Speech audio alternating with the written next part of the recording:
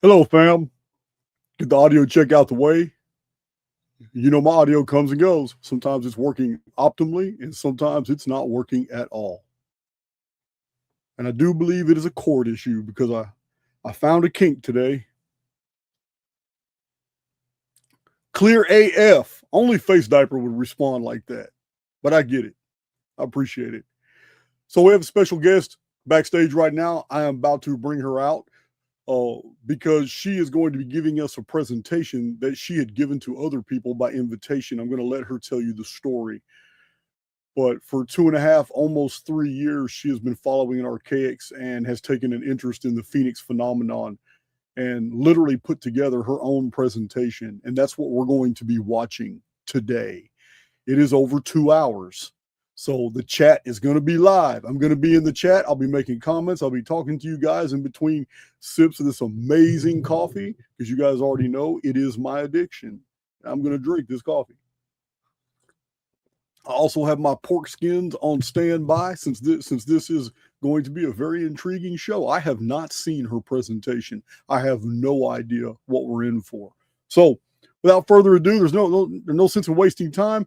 I need to give some attention to one thing. The one tucks in New Zealand are in a real bad way. They have been with Archaix from the beginning. They have traveled to Texas. They have lived with me for a while. I love these people. But one tuck, the husband, something has attacked him and it's eating him away. And his wife is distraught. And she reached out to me and told me the story. And I was so in shock that I had to put the email aside and just concentrate on what I'm doing today. And I'm going to send her an email. I'm going to sit down and write her a good email back. But the one tucks are really going through it. And, you know, they're like survivalists. They live way out in the middle of nowhere in New Zealand. They just want to live off the land. They want to mind their own business. And then something attacked him. And they got specialists now looking at him. They can't figure it out. None of the homeopathic remedies are working. This is serious. And she reached out to me to tell me why they haven't been in the chat very much. I didn't know they were going through this. So any special prayers, any energy you want to throw their way, my moderators, maybe we can send. I can ask her if she wants her email out there. I don't know, but the one tucks are very close to my heart, and it's with a heavy heart that I have to tell you this. But without further ado, Cheryl's got a good head on her shoulders. Sometimes she can be a little intimidating. Hi, Cheryl. Hello. Well, Jason, you are in for quite a treat, let me tell you. And I'm really sorry to hear about Tux. And I have to say that this message is going to be for them as well. So awesome. It's for everyone out there. And the presentation, it was originally designed for an extraordinary group of intellects that I'm very fortunate to call friends who at that time had either never heard of the Phoenix phenomenon or knew very little about it. A few are former ex-military officers, as I've told you, several in the medical fields, primarily alternative and holistic medicine. One's a photojournalist who sold her work to entities like the New York Times. A few financial advisors and a few in the tech industry. One's a software developer named Rob. He's given me approval to use his name. And he's a songwriter, he's a performer and a guitarist in a band called Order of the One with Matt Presti. If you guys heard of him, he has his own podcast, which is fantastic. And I randomly, or perhaps not so randomly one day, I met a man named John at a local farmer's market who is now a very, very dear friend of mine. He's given me permission to use his name, of course, and we began talking about politics and the events unfolding in the world at the time. And eventually the topic of the Phoenix came up because I can never keep my mouth shut about the Phoenix. And he had never heard of it before, but something about it caught his attention and he wanted to understand more. The very next day we met, and that conversation stretched into 6 hours. And during the final hour, a friend of his called him. He's a high-ranking former military officer who now works in the medical field. And this friend asked me questions about the Phoenix. It became very clear to him that this was information that needed to be shared, particularly with the group. And it was in that moment that John asked me if I would introduce the material to them, initially as a 30-minute introduction to the topic. And I agreed. And I went home and I thought, what did I get myself into? I was nervous about it. I'd never presented a day in my life. I never stood in front of an audience. But something inside me knew it was something I needed to do. So I just did it. And as I began putting together, I quickly realized that a 30-minute simple presentation wouldn't be enough time. I didn't want the information to be dismissed or misunderstood, and I knew that too little time would rob it of its clarity. So once the group agreed to give me the entire evening to present the material, and after a considerable amount of time and effort, a lot of blood, sweat, and tears that were devoted to creating a work that not only clearly defines the Phoenix phenomenon, but also revealed its reality in a way that was accessible and relatable and intellectually grounded for this particular group of individuals. So I didn't just present the material. I guided the audience through the same experience that awakens my own understanding, and then letting the material speak for itself. Now, the original 3.5 to 4 hour presentation, I intentionally let the evidence accumulate. And the descriptions of the phenomena from the historical record, the ancient texts, the art and symbolism, the Masonic imagery, the archaeological findings, measurements of the Great Pyramid, the prophecies of Nostradamus and Mother Shipton, they're all in there. And I did what you did, Jason. I didn't just overwhelm them with factual data. I revealed it in a way that allowed the pattern to emerge on its own. And how it ended? Well, the presentation was met with overwhelming appreciation. I earned a standing ovation and even an invitation to be interviewed by one of the attendees on the Caravan to Midnight radio talk show hosted by John B. Wells. Wow. And then after meeting you, Jason, at the Virginia Beach meetup and committing to the presentation and presenting the work on your channel, John assisted me in reviewing that material and removing what we felt could be streamlined, leaving the slides that were most engaging and memorable and impactful, yet while still preserving its core concepts and depths. So, and that's why we cut it down to 2 hours. In addition, through my own soul's journey, the last year, I have further evolved the presentation to include its deeper underlying message as it reveals itself to me. And this is the message. It's not only for your friends who we're sending positive energy for, and for you and for everyone watching. This work's the story. I didn't just create it just for this wonderful group of individuals who I gave this presentation to. I created it for my family and my friends and your errant community. I've been to several of your meetings and I've connected with these people, and I still keep in touch with many of them, as I've told you. They're truth seekers and they're coming from all walks of life. They're highly intelligent and deeply compassionate, each carrying their own trials and tribulations. These are people who want to understand and to grow and to share what they've learned of your work with others.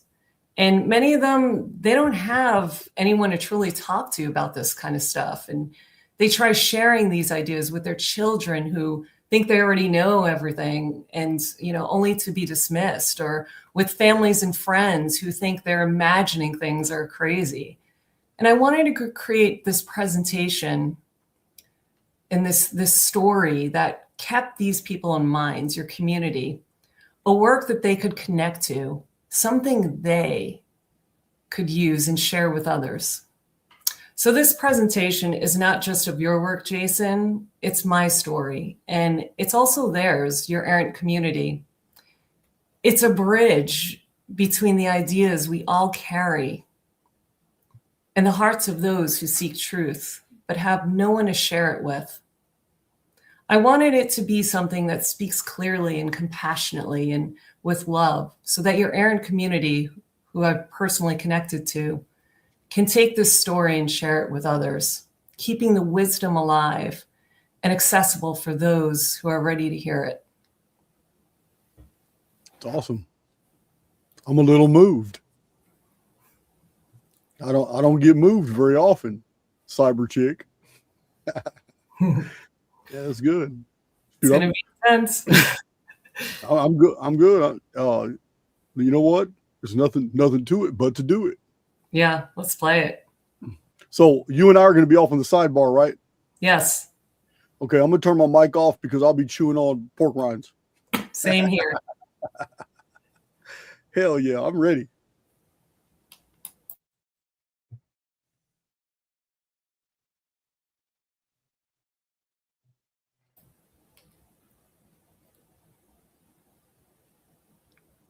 You're going to need me to Oh, I need to hit play? I need to add it. Oh, I need to add it to the stage, don't I?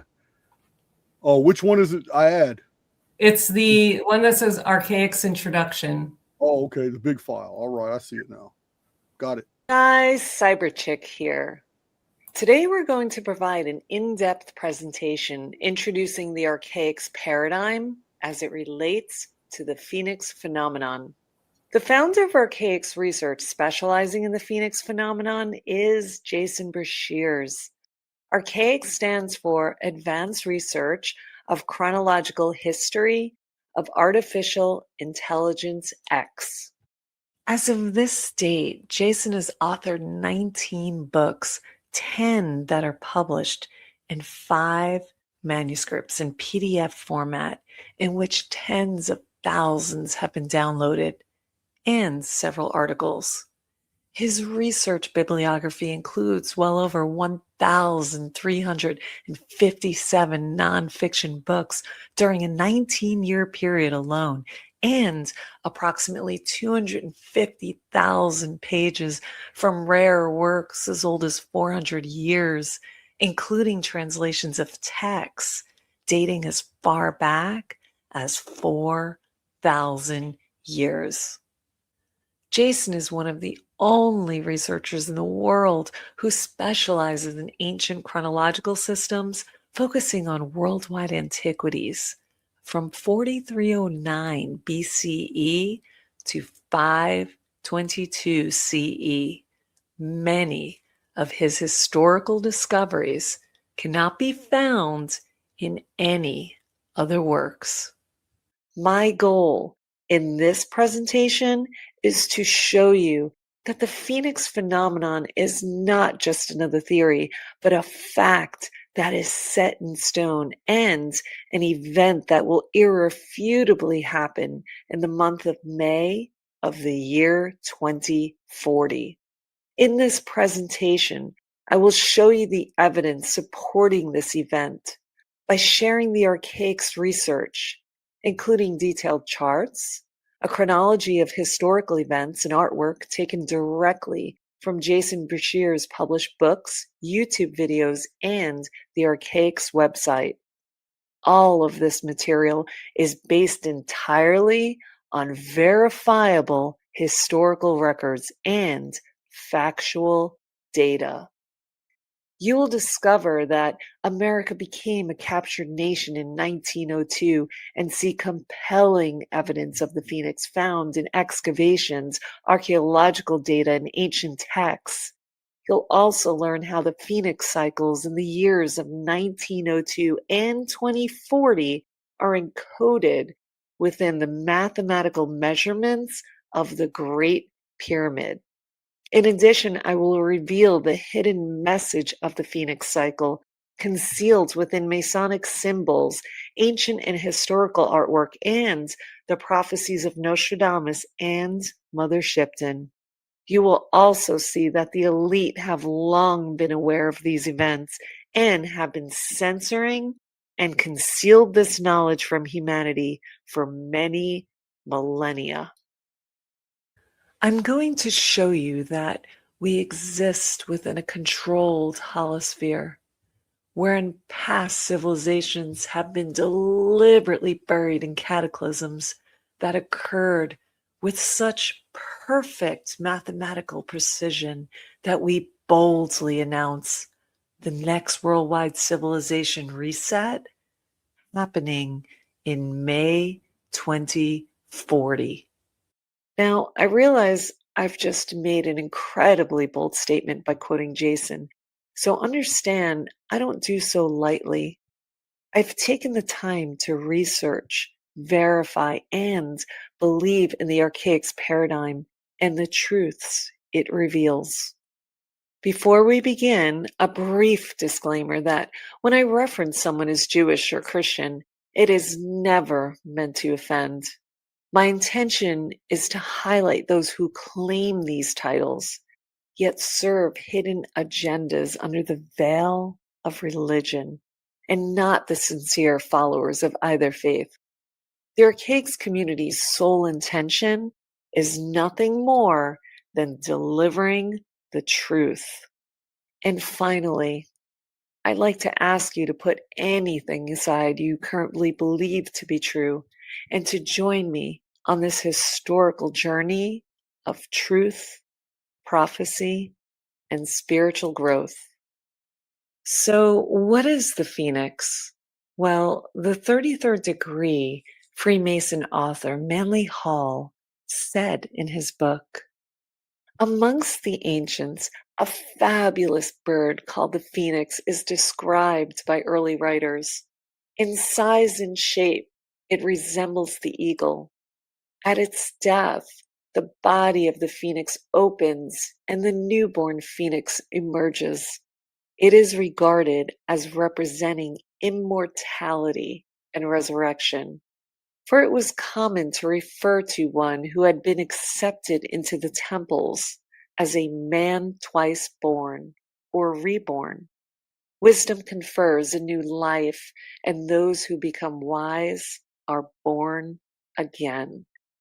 This extraordinary bird, known as Planet Phoenix, was recorded throughout history as appearing every 138 years. Each appearance brought mud floods, liquefaction, red rains and dust, the moon turning blood red, earthquakes, the darkening of the sun, and the collapse or reset of civilizations. Entire populations vanished and new eras began. These cataclysms always birth the renewal of new technologies, new materials, and the cause of new governments to rise from the ashes of the old. The Phoenix phenomenon is the origin of all ancient calendars and the foundation of our current Anno Domini system, a timeline the Catholic Church created to conceal the Phoenix chronology itself. The cover of the Freemason book on the right depicts the symbol of the double-headed phoenix, with the Masonic 33, which is the highest degree in Freemasonry for a human. It symbolizes the highest degree of Masonic enlightenment. Beneath it, the Latin phrase ordo ab chao, or order out of chaos, signifies rebirth through destruction, the deliberate erasure and rewriting of history after each reset. The final ribbon reads Deus mum Caius, which translates as God in my right, or in other words, I do this for God, and because it is my right. These statements represent what the elite believe to be their divine authority and personal entitlement. Shown in this chart drawn by Jason Breshears, demonstrating a simple 6,000-year chronology of history, depicts the 138-year periodicity of the Phoenix phenomenon.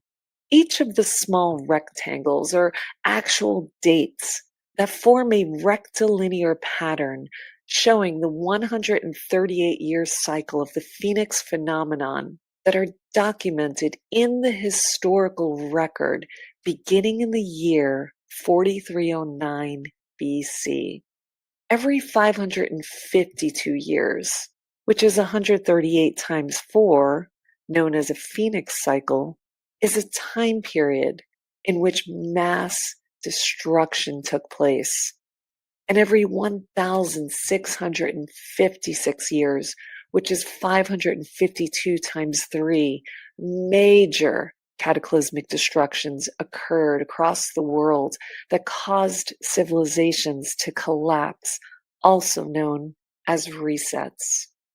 Rashi, the most influential Jewish Bible commentator of the Middle Ages, said that there are 1,656 years between cataclysms. Indeed, there are 1,656 years between the Adam and Eve reset and the Great Flood of Noah, as shown by the red lines on the chart. Due to time limits, this presentation will not include every 138-year Phoenix event recorded in history, but will instead focus on key dates, major global cataclysms, and historical data proving the existence of this phenomena.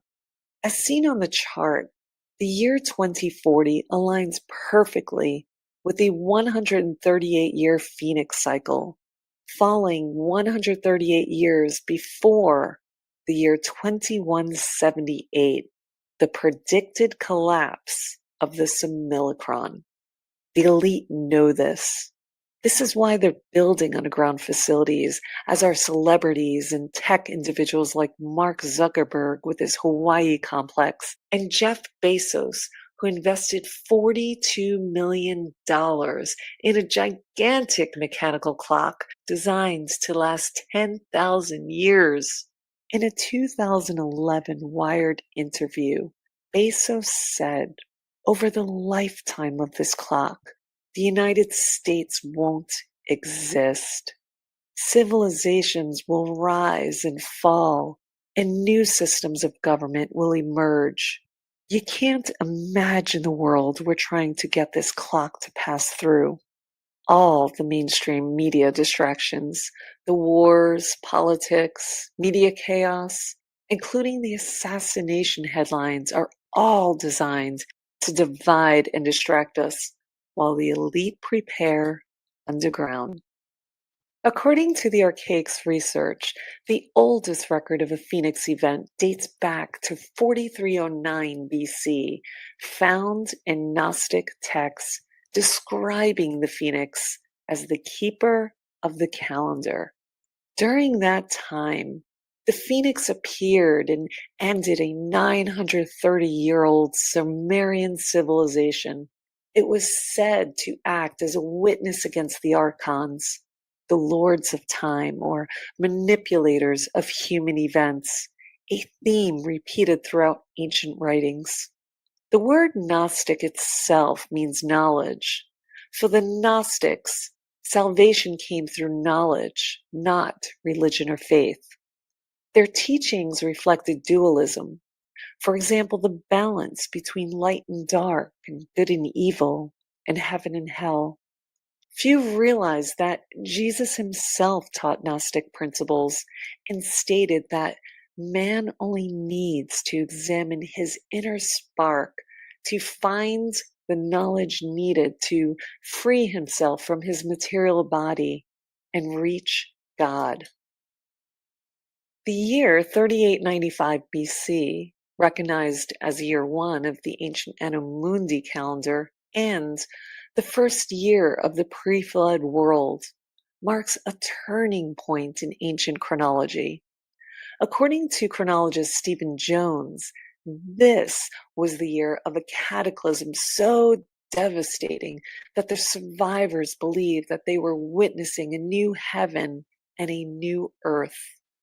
It also marked the beginning of what the book of Genesis refers to as the vapor canopy period. Now, for those of you who are new to Archaix, You might be wondering, what exactly is a vapor canopy? A vapor canopy was a vast stratospheric layer of water vapor that enveloped the Earth and formed part of its original atmosphere from the second day of creation, according to Genesis 1:6-8, until it collapsed in the 40 days of torrential rain during the Great Flood.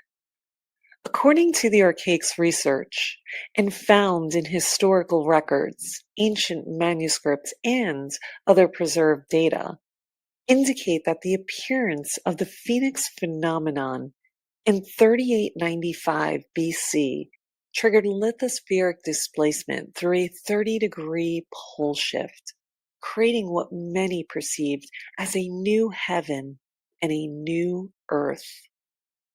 It forced the Anuna, described as gods in ancient Sumerian texts, to retreat underground for protection. These same beings, according to the records, would later reemerge throughout history to introduce advanced technologies. In many ancient writings, the phoenix was described as a flaming sword in the sky. As mentioned, 3895 BC marks the first year of the vapor canopy period of Genesis. This canopy remained intact for several centuries before it eventually dissipated. Jason further explains that underground facilities were already built and walled enclosures or paradises existed, at least from the perspective of those living on the surface. This suggests that the ancient people knew the phoenix was coming and had prepared for it. He also notes that humans were later banished from these underground sanctuaries and forced to live on the surface. A story echoed in the biblical account of Cain's banishment. This symbolizes how an individual or faction criminal from below was exiled to the surface as punishment. And finally, 3895 BC stands as the foundation year, the point of origin from which all other calendrical systems trace their timelines. 1,656 years after 3895 BC is 2239 BC, or 1656 Anno Mundi, known as the Great Flood. According to the historical record, the Great Flood was described in ancient texts from many different parts of the world, all pointing to the same global event. Accounts speak of massive volcanism, continental quakes, mud floods, red rain and cosmic dust fallout, a temporary polar shift, and the darkening of the sun for a long time period. Now, in 2239 BC, it was known as the day the vapor canopy collapsed, and when it did, it unleashed catastrophic flooding. Vapor, after all, is simply water in its gaseous state. 2239 BC was also remembered as the day the sky fell and the birth of the sun. You might recall the old European folktale from the 1800s of Henny Penny, the little chicken who ran around crying, "The sky is falling," a story that appears to echo memories of this event. That same year marks the beginning of the Paleolithic Age, when civilizations began worshipping the sun, and the end of the pre-flood world, an era destroyed by the phoenix. In ancient and historical texts, the phoenix was also referred to as the Apin or Vulcan. And according to Dr. Barry Wormcastle, who studied such events, The deluge was foretold to several figures across civilizations. Noah from the Hebrew texts, King Manu, the first man in Hindu tradition, and Utnapishtim, known from the Epic of Gilgamesh in ancient Mesopotamia and Sumerian records. In ancient China, it was written that a new star appeared in the sky, signaling the birth of the Shah dynasty, regarding as China's first mythological dynasty. Modern studies of Yellow River rock formations have confirmed evidence of a great flood, with nearby excavations revealing entombed villages and volcanic debris, which are powerful proof of this cataclysm. Hundreds of ancient cities around the world were said to have been swallowed by the sea, from Mesopotamia to Nigeria to China, and stories of a massive global flood appear in nearly every culture's mythology and sacred record. And finally, the Book of Jasher, a text mentioned in the Hebrew Bible, also references the phoenix in connection with this exact time period. On the chart drawn by Jason Brashears, the red arrows point to the year 2239 BC. A vapor canopy formed between 3895 BC and 2239 BC, shown by the circle on the left between these two dates. They are separated by 1,656 years, a number divisible by 138, meaning the Phoenix event occurred 12 times during that span of history. But 2239 BC was different. It was the Great Flood, a cataclysm that took place across the entire world. According to the historical record, Jason explained that it was only after the flood and the collapse of the vapor canopy in 2239 BC that anyone began to be called a Titan. The term was used by the grandchildren born after the Great Flood to describe those who lived before it. Several texts written about vapor canopies describe how animals, reptiles, amphibians, megafauna, marsupials, and plants all grew to enormous sizes during that era. Fossilized human footprints measuring 17 to 18 inches have also been found, suggesting that humans were much larger at that time. To the ancient world, the existence of giants was considered common knowledge, supported by the writings once stored in the Library of Alexandria, which tragically burned in 48 BC, destroying over 700,000 ancient books. In 1902, studies recorded that ambient radiation from a volcanic eruption in Saint Pierre, Martinique, caused two men to grow between 2 and 2.5 inches taller, as documented by scientists who were there after the eruption of Mount Pelée. Volcanic activity has been shown to release ambient radiation into the atmosphere, which is proven to stimulate accelerated growth in both humans and nature. Next is 1687 BC, the year of the Archaean deluge in Greek mythology. According to the Archaix research, in 1687 BC, there was a flood cataclysm documented to have red mud, red rain, red dust all over the world. In addition, the sun darkened, the moon turned red, and massive earthquakes and flooding occurred, including reports of a gigantic object that was seen in the sky. Dr. Barry Wormkessel named the Phoenix event Vulcan. In the Bible, Jacob foreknew of the darkening of the sun. The people of Tiwanaku in South America predicted the coming of the sun disaster, Both the Heliolithic Maritime Empire and the Sons of the Sun dynasties all collapsed. India experienced 25 years of darkness. Famine was present all throughout the Mediterranean and ancient Americas. The Minoan Linear Age began.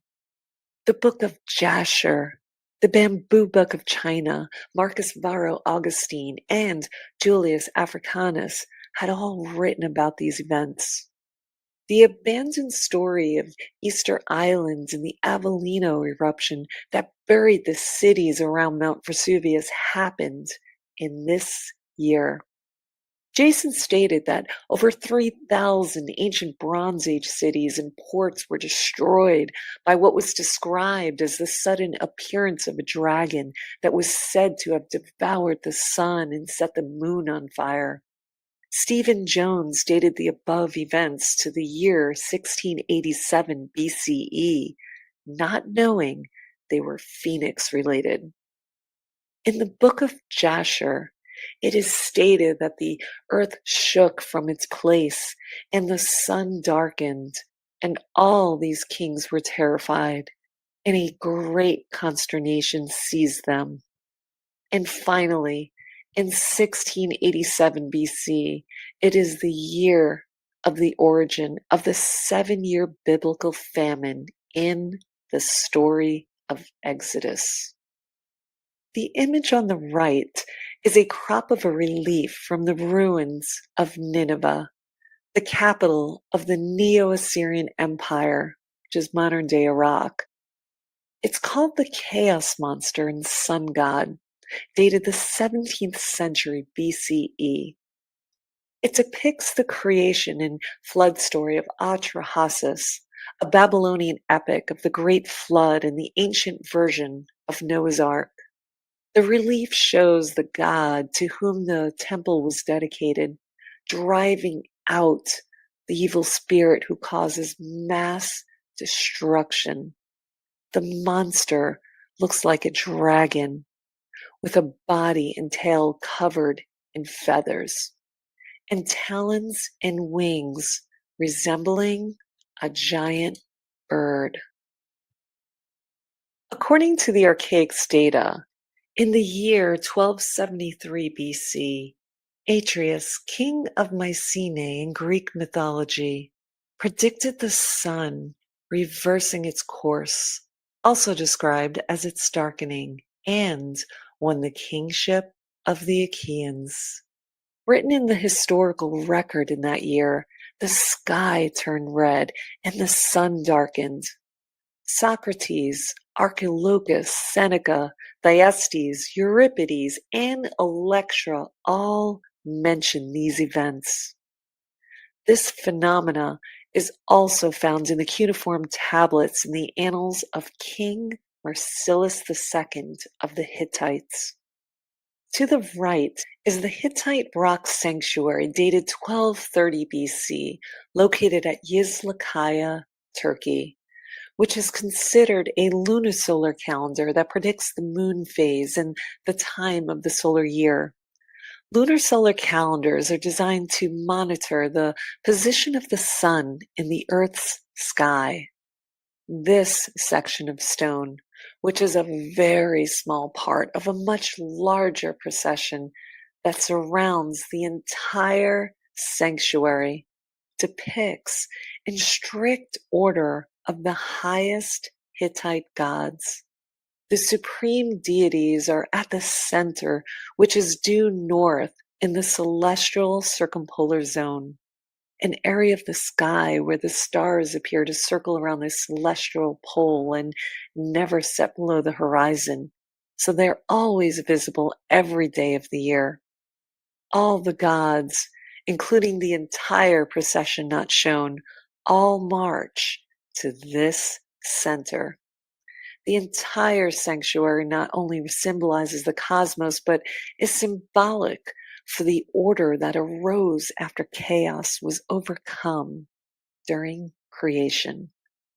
The Hittite cosmos consists of the earth upon which the people lived, the sky above them, and the netherworld below. Characteristics of the cosmos in this relief are its cycles of renewal and of temporary death, followed by rebirth, symbolized by the phoenix, much like the Egyptians and Babylonians believed. The phoenix, based on its location on this relief, is depicted as a superior god. From 859 BC, shown is the black obelisk of Shalmaneser III, where the phoenix symbol appears on an Assyrian relief. It commemorates the Assyrians' expectation of seeing the phoenix in that year. The relief is also well known for portraying the Israelite King Jehu in an act of subservience before the Assyrian monarch. In 583 BC, the Archaix data shows us that Thales of Miletus predicted the darkening of the sun in the month of May, 2 years before it actually happened. A new calendar at Delphi began in Greece, and a new calendar in the Japanese imperial period of the sons of the sun began. In August of 2024, using AI, a team of researchers successfully decoded the 4,000-year-old writings of ancient Babylonian cuneiform tablets, such as the one shown on the right, that had remained untranslated for over a century. Published in the Journal of Cuneiform Studies, the newly deciphered texts show that the Babylonians saw lunar eclipses not just as celestial events, but as ominous signs of death and destruction. One tablet notes that an eclipse in the morning watch means the end of a dynasty. This raises an important question. Why does this theme repeat throughout ancient history? Moving on to 31 BC, the historical record notes several phenomena that happened in this year.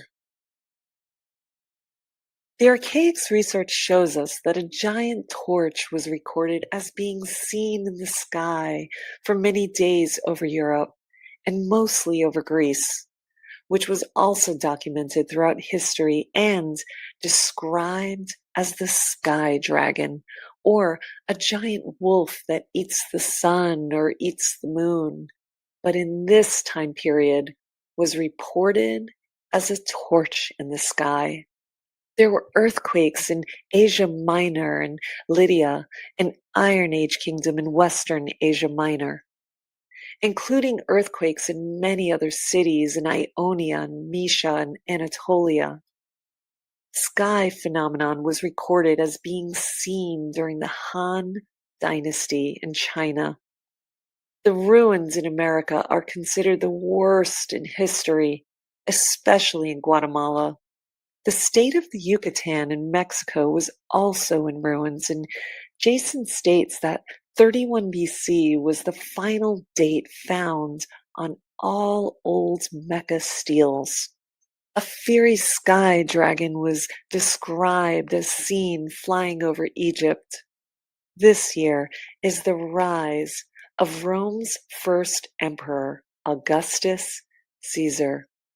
And a Macedonian record indicates the existence of a continental quake from the Aegean to Judea in the month of May during the Battle of Actium.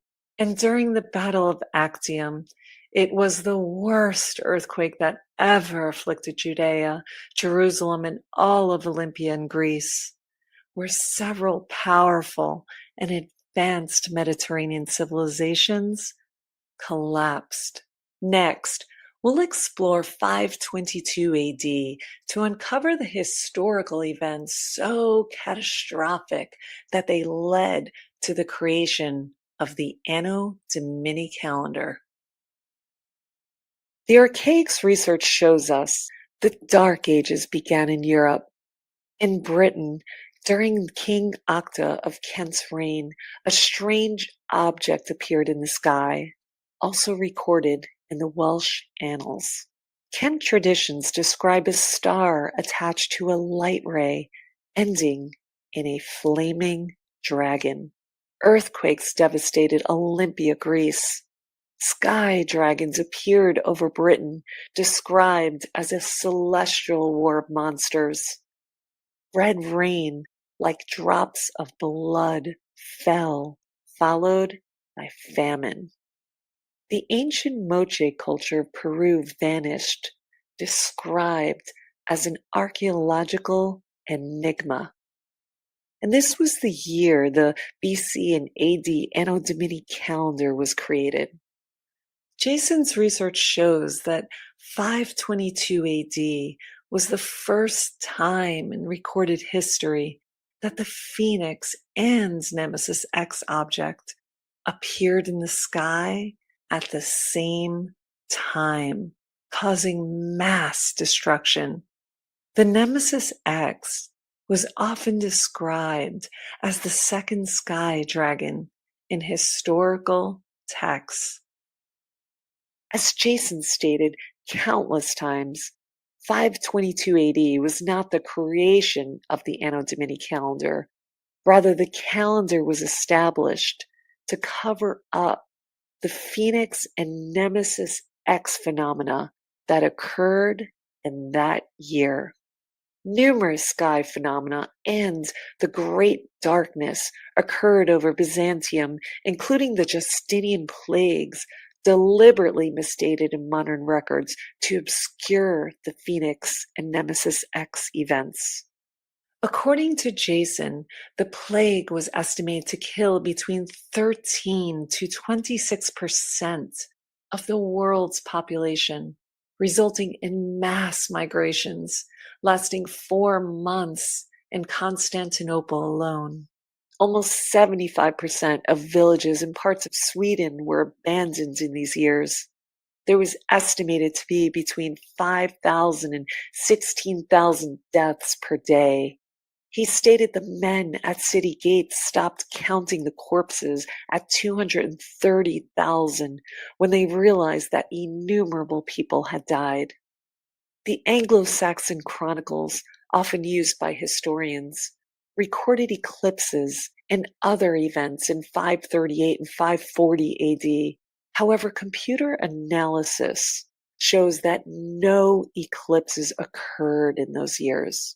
They actually happened in 522 AD, suggesting the church altered the dates when copying the chronicles.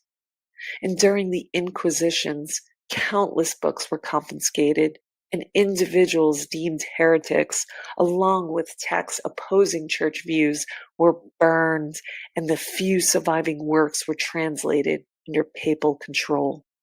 The church does not endorse the ancient Book of Jasher, Colburn Bible, Dutch or Lind manuscript, the writings of Mother Shipton, or the prophecies of Nostradamus. Yet all of these sources share one thing. They contain historical and prophetic accounts of the Phoenix phenomenon. From these images, you can sense the seat of power and imagine the influence and control that the papacy had over the Roman Empire and continues today. Like the Egyptians, most pagans believed in reincarnation, viewing death as a transition of the soul. The cycles of birth, life, and death carried spiritual meanings, and nature was considered sacred. Obelisks represent the Benben, the primordial mounds that emerged from the waters of chaos as a result of a cataclysm, and where a tomb, depicted as a bird, stood at creation. The bird symbolizes life, death, and rebirth, and the connection between the earth and the divine. Pyramids atop obelisks represent the Benben stone in Bennu. Originally erected in Egypt, the obelisk currently standing in St. Peter's Square, was brought to Rome in 37 AD. The Banu was carved into the Benben stone and is linked to the sun god Ra and the concept of rebirth and cosmic energy. The original stone was lost and its components are said to be not of this earth. The image shown is located in a museum in Cairo, Egypt, showing the Banu as the phoenix bird. The famous Egyptian Nectanebo lions are displayed on the Vatican grounds and symbolize protection and the defeat of chaos. And how many people know that the Vatican includes an ancient Egyptian museum housing numerous sculptures and artifacts across 9 separate rooms? One must ask the question, if these ideas didn't truly exist in nature, then why would the papacy adopt so many Egyptian symbols in which they so intently demonized and destroyed throughout history? We'll now explore how Jason's research shows how the Anno Domini calendar was used to hide the countless Phoenix events that occurred in 522 AD. Jason stated, and I do quote, "We all know about the Inquisitions and that the Roman papacy had rewritten entire histories.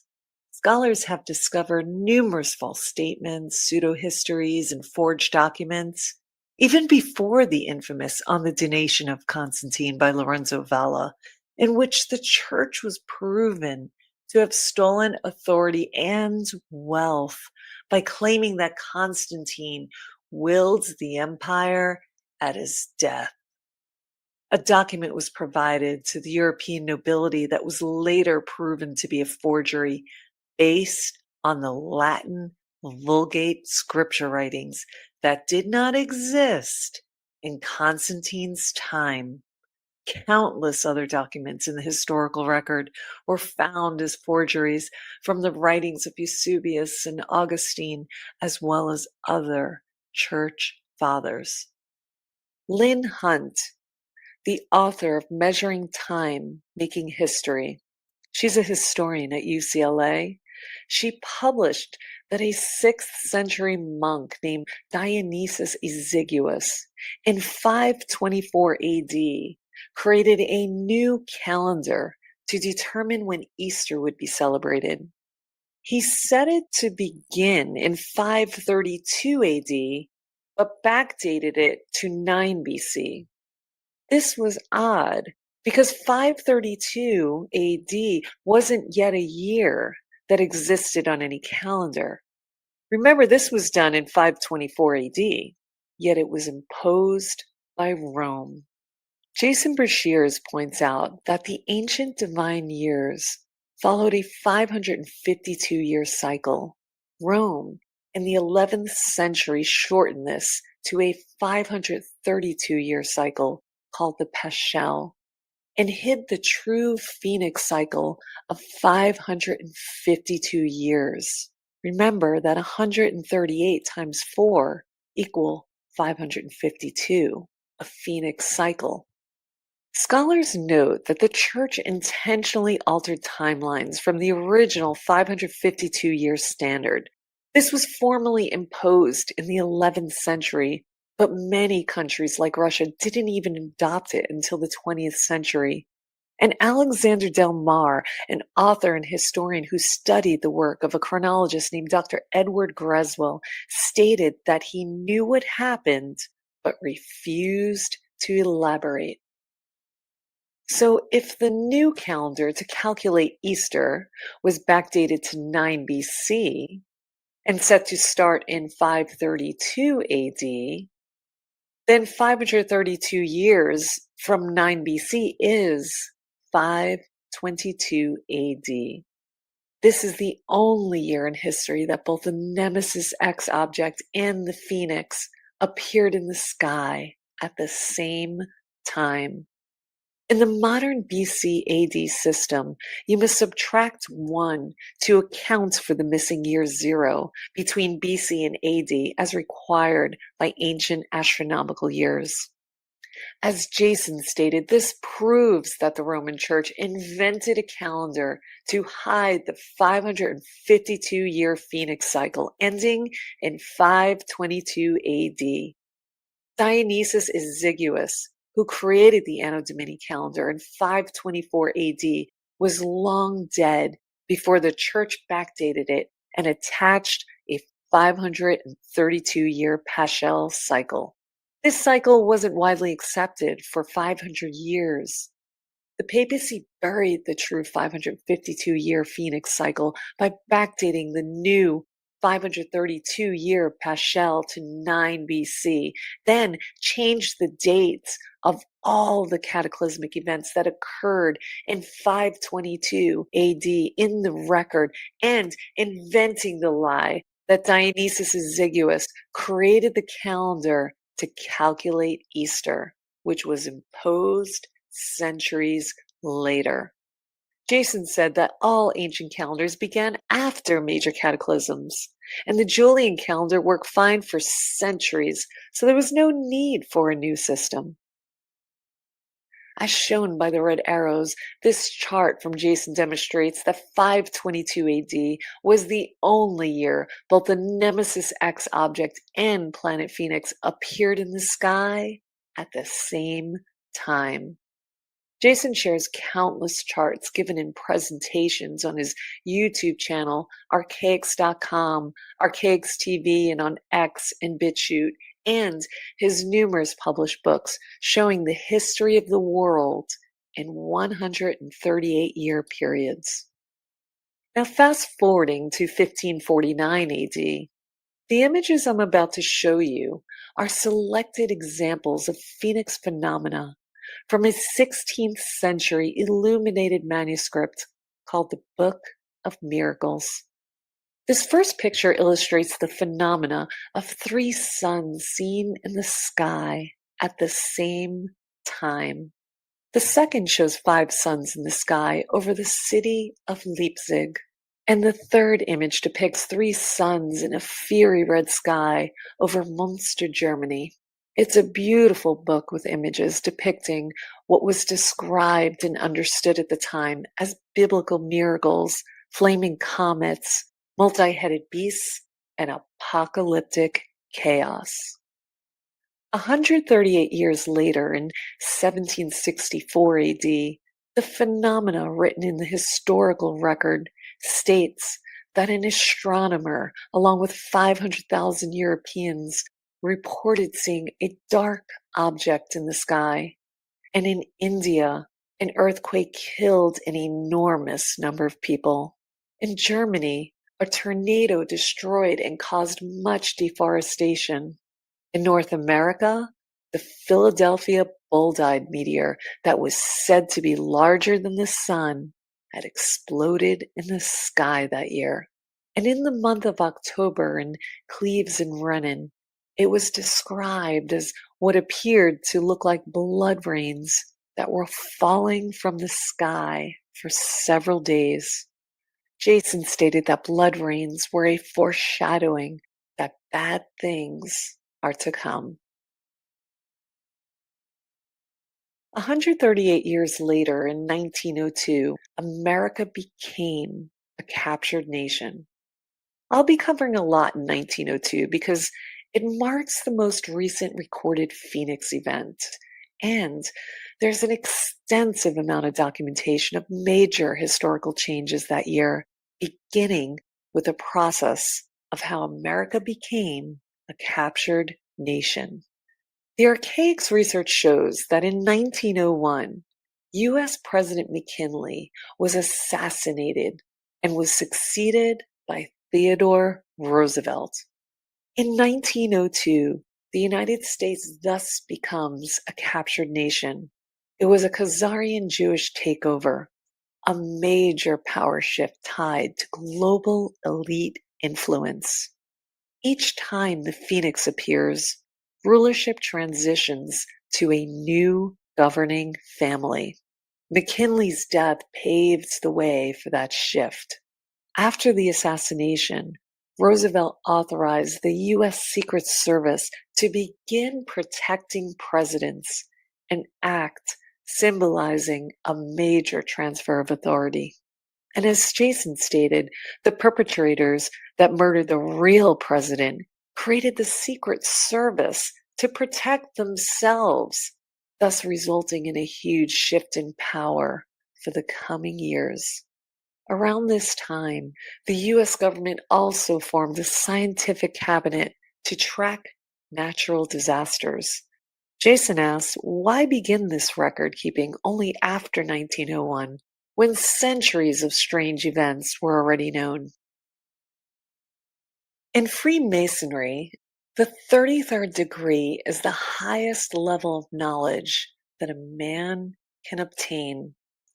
In 1782, Freemasons designed the Great Seal of the United States, showing the Great Pyramid on one side and the Phoenix on the other.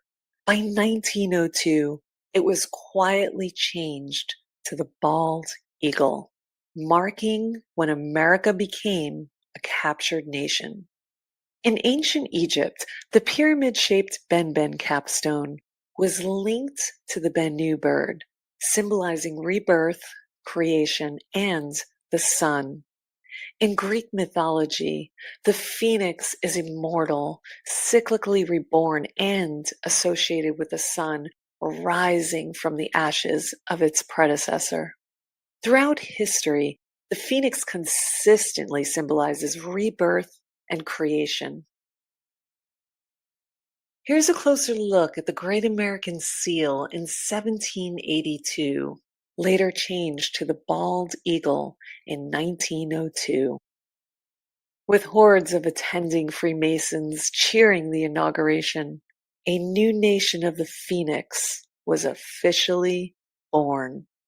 A quote from Mark Pinkham from his book Return of the Serpents of Wisdom. A pluribus unum on the ribbon in the mouth of the bird means out of many come one. Some see this as a symbol of the New World Order, while Jason suggests it represents the royal dynastic line of archons, continuing from ancient Egypt through America's founding fathers. The laurel branches symbolize triumph and victory, drawn from Greek myth, where Apollo's pursuit of Daphne ended in her transformation into a laurel tree, a sign of conquest and dominance, a symbol of the elite throwing in our faces their triumph over their new captured nation of America. The arrows in the eagle's claw represent Apollo Pharmakia, who shot plagued arrows at the enemy during the Trojan War. He was associated with medicines and dangerous poisons, also known as the false god of medicine. Below the pyramid in the bottom left image states Novus Ordo Seclorum, which translates as a new order of the ages. And above the pyramid, Annuit Coeptus, in Latin means he, God, has approved our undertakings, suggesting divine right and elite entitlement. And notice the repeating 13s, arrows and leaves, berries, stars, stripes, and letters, all echoing Freemasonic symbolism tied to rebirth, transformation, and hidden power. The Great Seal is layered with occult and Freemasonic codes representing control, the hidden lineage of power, and the phoenix cycles of rebirth and renewal.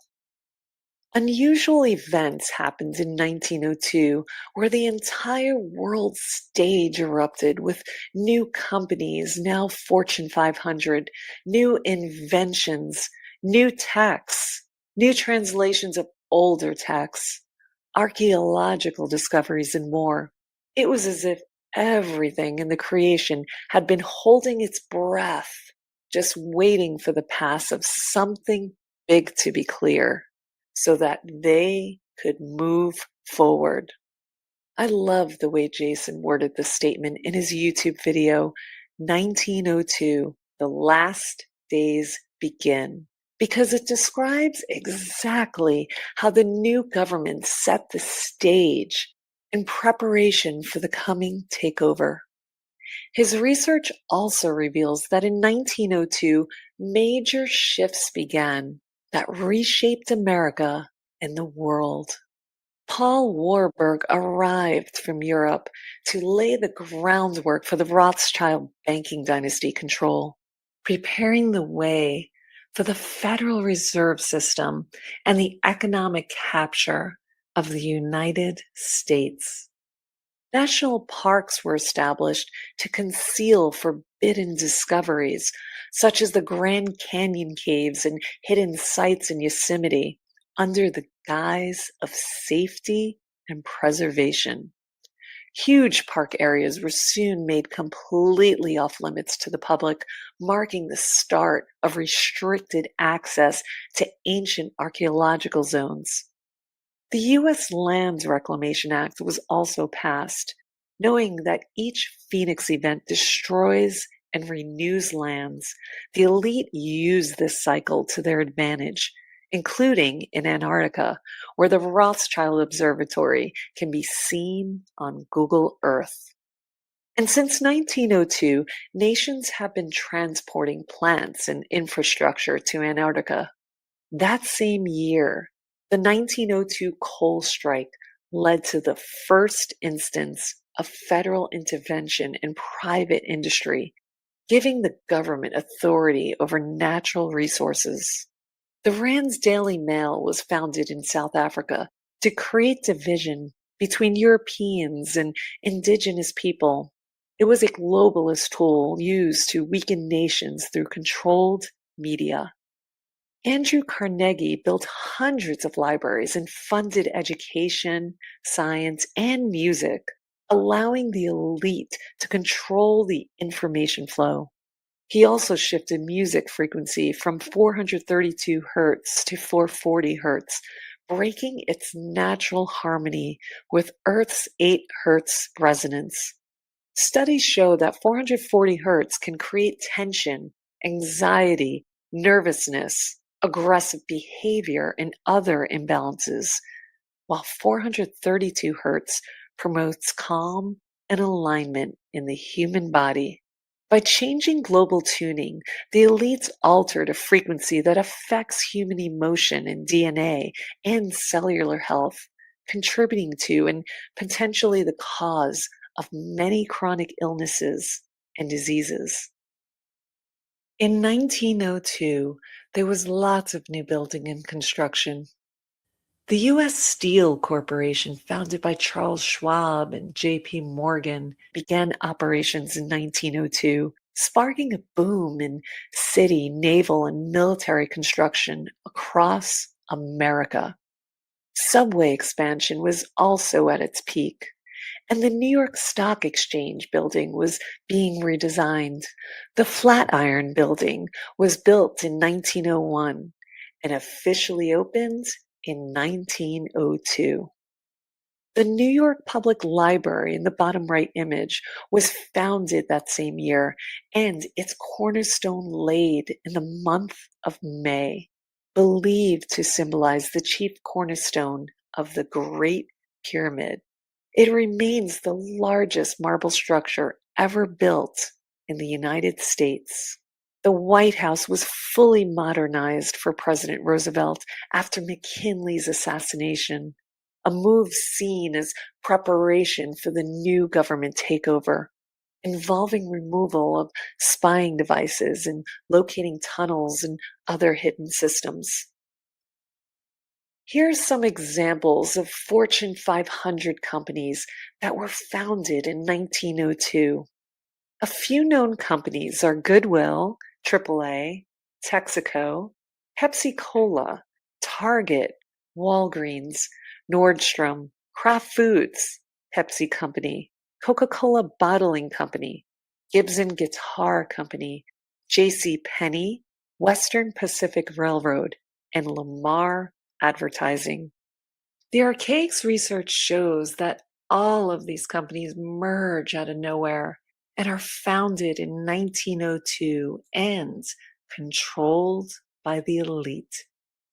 There were many other significant events that took place in 1902, such as the Dick Act that invalidates all gun control laws. And in 1902, the Archaix research reveals that John Wesley Powell, the director of the Smithsonian Institution, passed away after 23 years of service.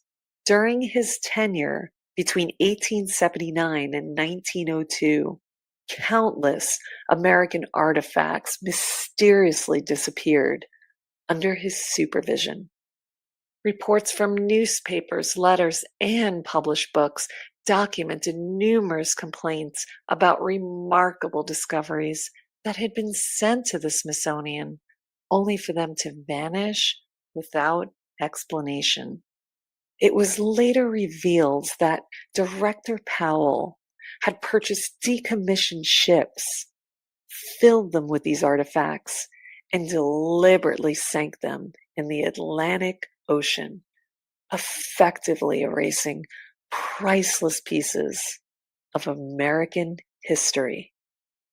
In 1902, the Biologics Control Act was enacted, requiring annual government licensing or government control and oversight of all facilities producing or selling vaccines, serums, antitoxins, and related products across state lines. To the right are two anti-vaccination advertisements, the top one from the United Kingdom in 1894, both illustrating the existence of concern and the understanding of the dangers of vaccines, even in those times.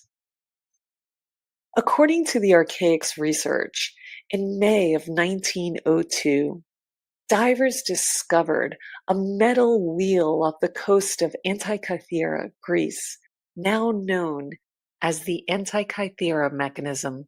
Archaeologists say it came from a shipwreck bound for Rome around 60 to 70 BC during the Third Mithridatic period.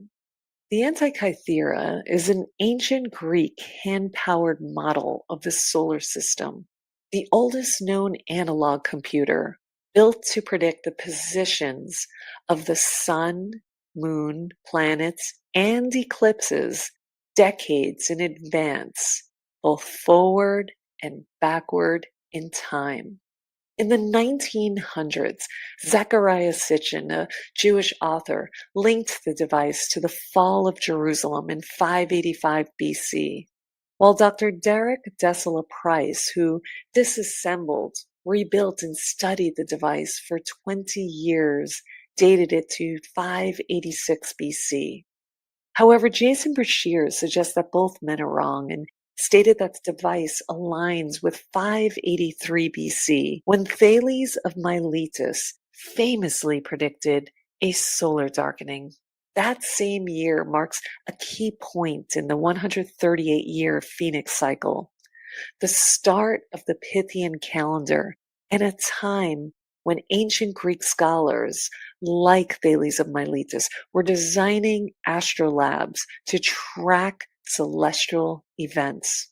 Jason stated that this is the reason why Thales of Miletus was named one of the 7 wise men of Greece. In 1902, Gaston Maspero led excavations at the Giza complex in Sphinx, enforcing strict compartmentalization of discoveries, allowing him full control and censorship of any findings. And according to the Archaix research, in 1902, a young Armenian named George Hakopian visited Mount Ararat in Turkey with his uncle, where they discovered a massive moss-covered arc-like structure embedded in a cliff.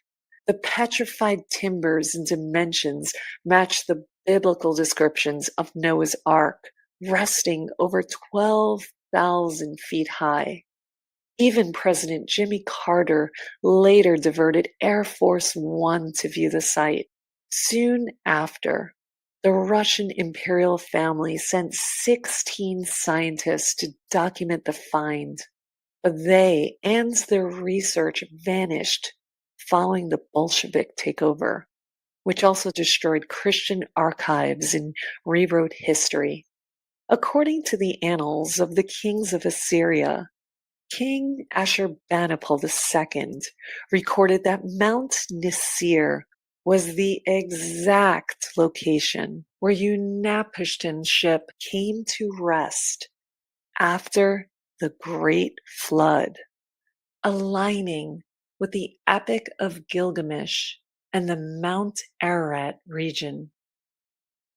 In 1902, solar physicist Sir Norman Lockyer presented his research on Stonehenge, revealing that the monument was built for astronomical purposes, whose full purpose remains unknown. He confirms that the heel stone was aligned to mark the month of May, and dated the structure's third reconstruction to 1680 BC, exactly 7 years after the Agaian deluge of 1687 BC. In 1903, construction workers on Malta uncovered the Hypogeum, an ancient underground complex dated to 2239 BC, another Phoenix year. Jesuit Father Emmanuel Magri led the excavation, discovering thousands of giant skeletons, some with elongated skulls, alongside pottery and flood deposits.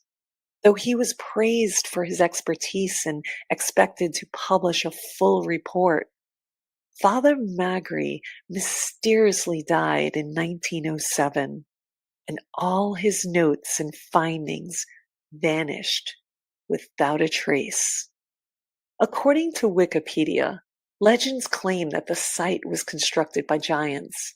However, Jason states that it's like hundreds of people went in there for safety, and then mud came in and buried them and entombed them.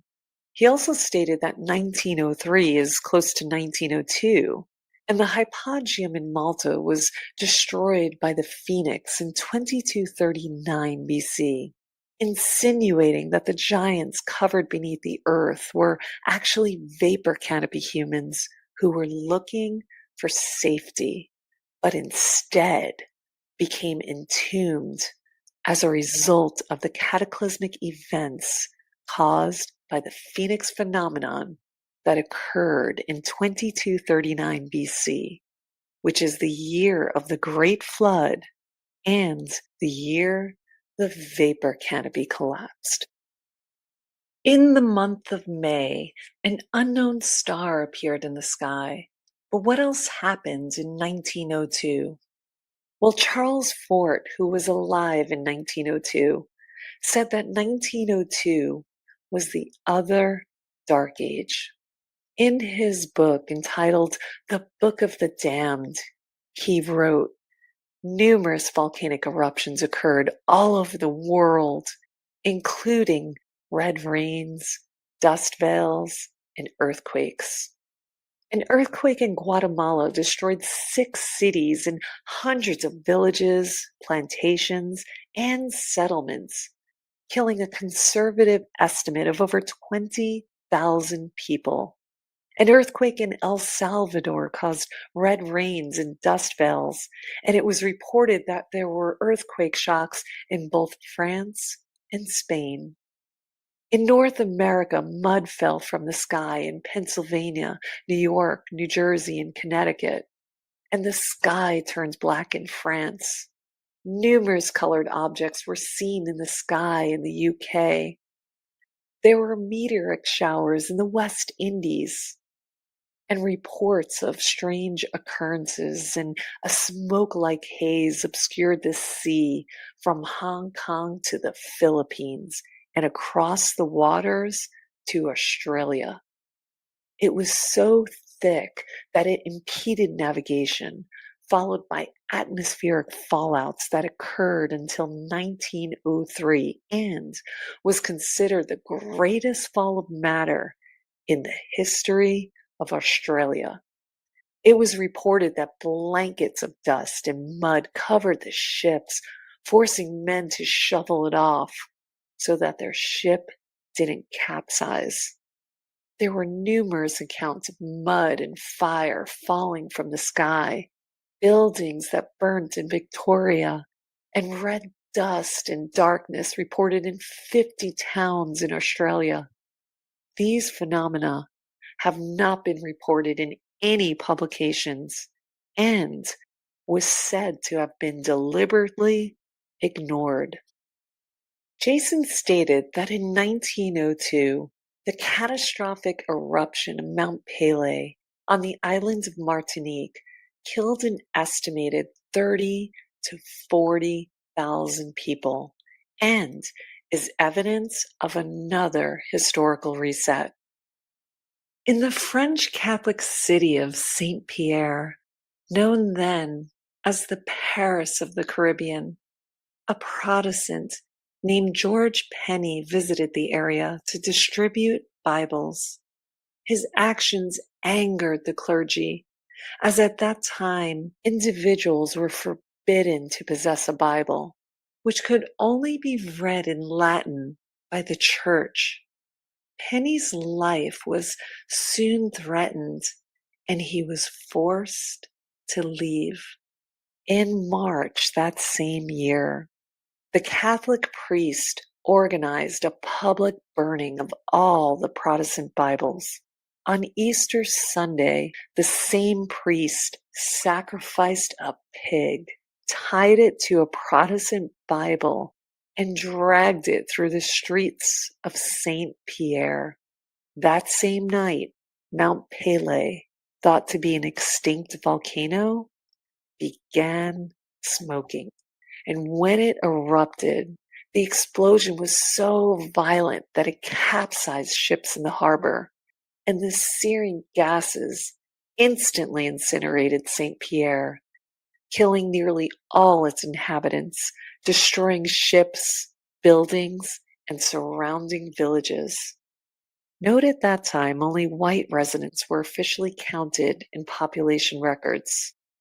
And the sole survivor, named Luher Silberus, had been imprisoned in an underground dungeon awaiting execution. 4 days later, without food or water, as crews cleared the bodies, he was found alive. Local authorities declared if the only man sentenced to die in Saint Pierre survived these horrors, then it must be by God's will. So they let him go. Later studies suggested that ambient radiation from the eruption on Martinique caused unusual biological effects. Plants grew abnormally large, and 2 scientists reported themselves growing over 2 inches taller. In one of his many YouTube videos covering 1902, Jason reads from the book Martinique, Flood and Fire and Burning Rain. Several hundred miles around Martinique on May 7th, before the eruption, the crew of the ship Nordby, sailing from Sicily, report that the sea became unusually hot to the extreme that the men removed clothes. The men on deck were becoming alarmed. Some imagines that the pitch in the seams of the ship softened, and then suddenly the whole ship dropped about 4 feet in the water, and huge waves rose up around the ship and went in all different directions, but there was no wind. Then something went wrong with the sun. The sun grew red, and then dark red, and then later in the afternoon, the sun disappeared. while it was supposed to be in the sky. The day got so dark, one could not see from one end of the ship to the other in the darkness. Sheets of lightning lit up the sea, and we saw no thunder, and there was no wind. In the lightning flashes, the horrified sailors watched as hundreds of sharks appeared to be leaping out of the water. Men prayed, panicked, and some were openly claiming that this was the last day. Even the officers of the ship began to think the world was coming to an end. The ordeal lasted over 6 hours. On May 8th, 1902, the next day, Mount Pelee exploded, killing everyone in St. Pierre. Hearing Jason tell this story on YouTube, I was instantly reminded of Pirates of the Caribbean. In The Curse of the Black Pearl, the At World's End part of the movie, the world turns upside down. Up is down, and down is up. A chaotic inversion of reality. Amid the swirling chaos, Captain Jack Sparrow realizes the secret. To navigate the madness, he must turn the ship upside down. Only then does the world right itself, and the path to the treasure is revealed, as if the very laws of nature bend to cunning and insight. In Dead Man's Chest, the Kraken emerges from the depths, its massive tentacles encircling the ship, dragging it relentlessly into the abyss, echoing the fury of the sea that swallowed Martinique, where sailors' tales spoke of waves that rose like mountains in storms that churned with a life of their own. In Greek mythology, the Kraken is the giant sea creature with tentacles that can sink ships and destroy cities. Some myths say Greek gods sent it to destroy cities, while others link the legends to Iceland's volcanic waters, where bubbling gas and rising toxic vapors can churn the sea. There's a quote in the 1981 movie Clash of the Titans that states, "The Kraken is the end of us, a colossal elemental beast. Even the gods fear it." I don't know about you guys, but this sounds awfully like the Phoenix to me. There are all kinds of Phoenix phenomena and symbolism in these movies. The Archaix research shows us examples of the countless measurements inside the Great Pyramid that are divisible by 138. These calculations are the scientifically accepted measurements done by Sir Flinders Petrie and are used by Egyptologists today.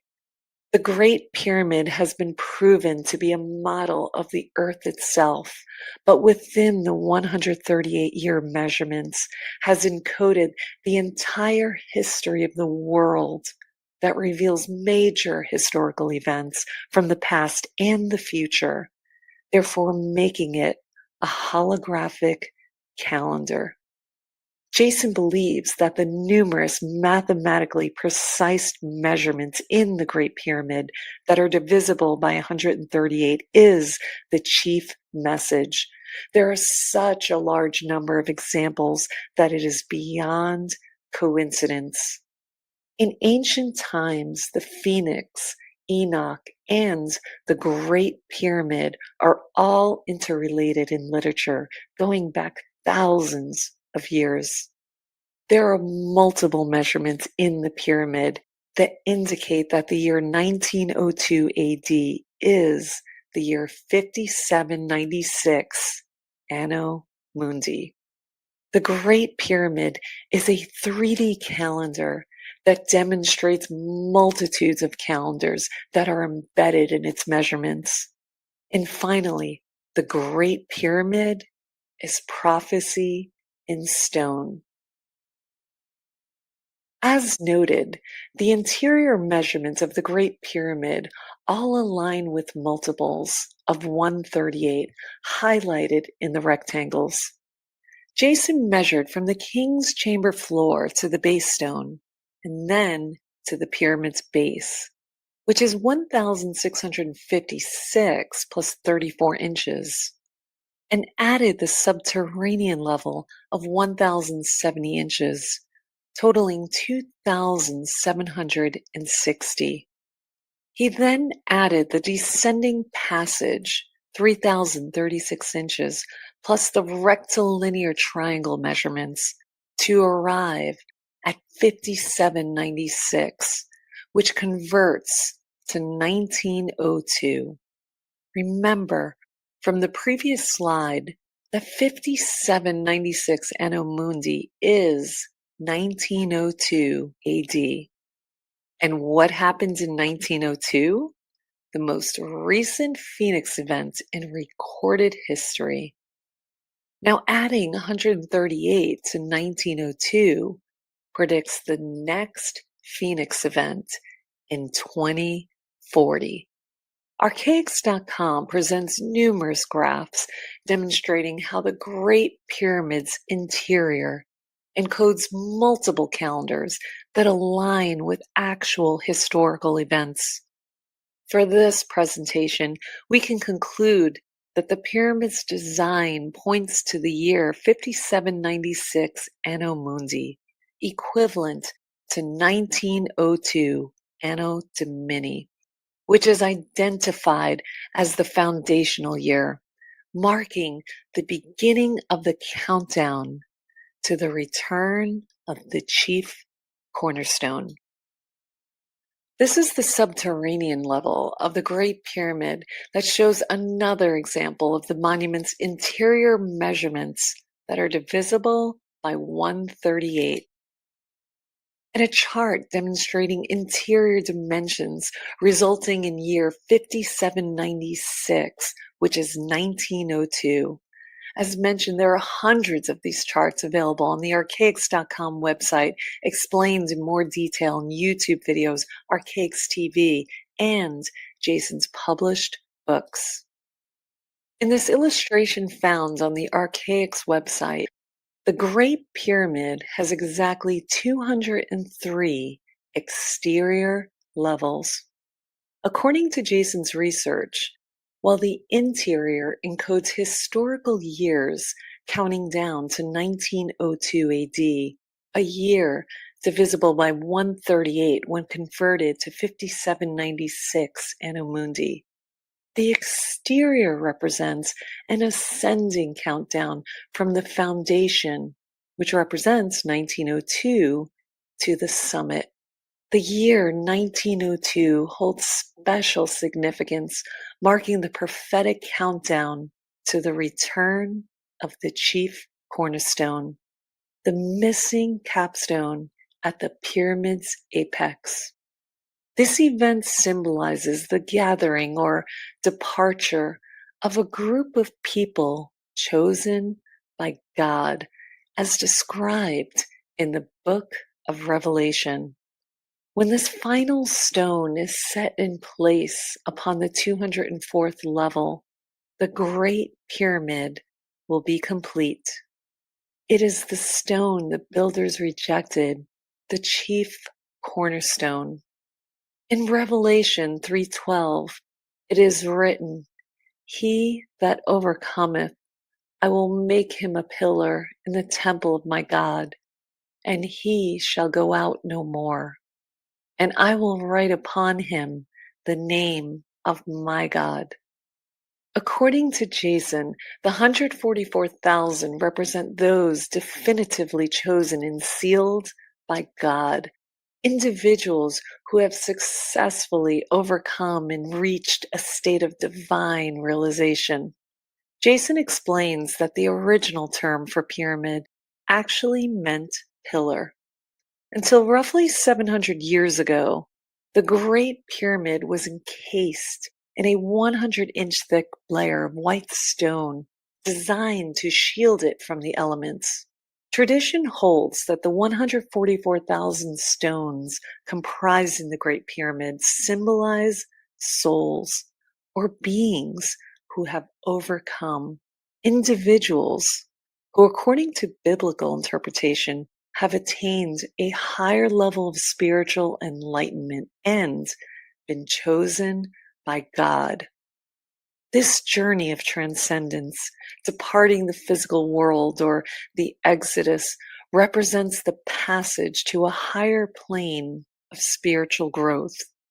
In the book of Revelation, this is described as those who are saved. The white robe, then, symbolizes a new state of being, a fresh incarnation, or as Jason calls it, a new avatar. We are spiritual entities composed of pure energy, multidimensional beings who are not of this earth, but who have chosen this incarnation to learn, grow, and evolve through the human experience. The white robe symbolizes a new avatar for those who have completed their experience within this construct and are ready to advance to the next stage of spiritual evolution, whatever form that may take. It is not meant for use in this world, but rather for the journey that follows, signifying that the individual has reached a profound level of spiritual growth and enlightenment. This is the deeper message behind the story of Exodus, a prophecy written in stone. In conclusion, the year 1902 marks the beginning of the countdown to the Exodus in 2106, the prophetic return of the chief cornerstone. This connection is revealed through the 203 levels of the Great Pyramid, with the 204th stone representing the final capstone, the chief cornerstone, sealed by God. The very event symbolized as the Exodus in Revelation 3:12. Because 1902 plus 204 equal 2106. Now, the Great Pyramid is also telling us to pay attention to the year 2040.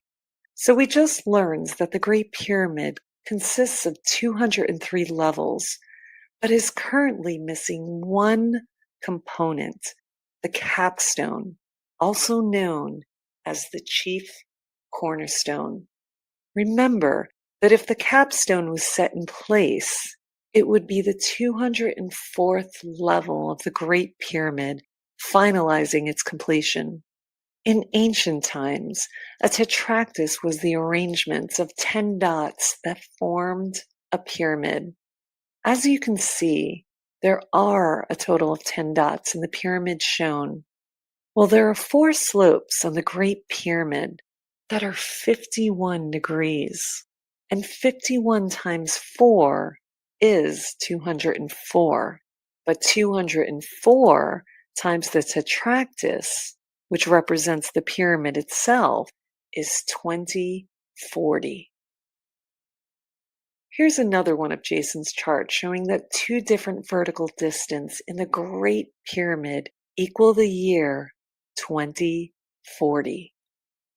Again, 2 different distances in the rectilinear measurements coming from different areas of the pyramid, resulting in 2040. And another showing that the year 5934 Anno Mundi is the year 2040 Anno Domini. Though the Great Pyramid tells the story of the Exodus found in the Old Testament, It holds far more within its sacred geometry. Hidden deep in its rectilinear measurements are countless dimensions that reveal the 138-year pattern of the phoenix, along with encoded timelines of world history, such as 1902, 2040, and 2106, unlike any monument on Earth. This knowledge was deliberately preserved, concealed within stone, awaiting the generation of the last days, those, like Jason Brashears, destined to decode its divine message.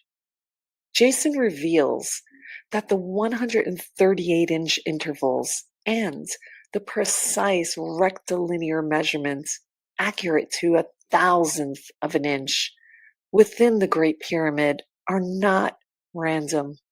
Their purpose, he asserts, is linked directly to the phoenix phenomenon, a cyclical event occurring every 138 years within our holographic reality. Each cycle brings great change, altering conditions of life, reshaping civilizations, shifting the stars, and veiling history beneath layers of catastrophe, disappearance, and renewal. The phoenix itself is not a myth, but a technologically advanced construct woven into the very framework of this world. It's indefinite that there is a linear projection into a series of 138 multiples, which we find in the Great Pyramid. There have been numerous books published on the Great Pyramid showing all the different constants in multiple dimensions of arithmetic inside of it, but no one has come forward and given an explanation as to why this was done in denominations of 138, with the exception of the Archaix research. The Great Pyramid was conceived as a vessel of knowledge, an indestructible archive, preserving the past, present, and future. It was specifically engineered to endure the Great Flood, foreseen by its architect, so that its message might survive the ages.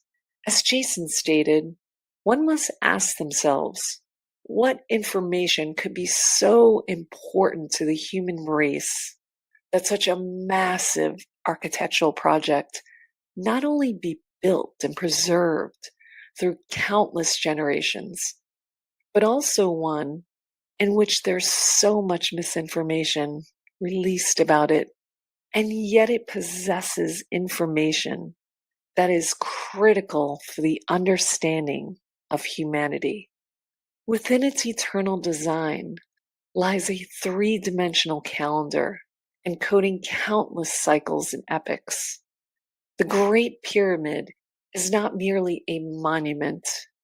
It is prophecy in stone, a message written for the awakening of mankind.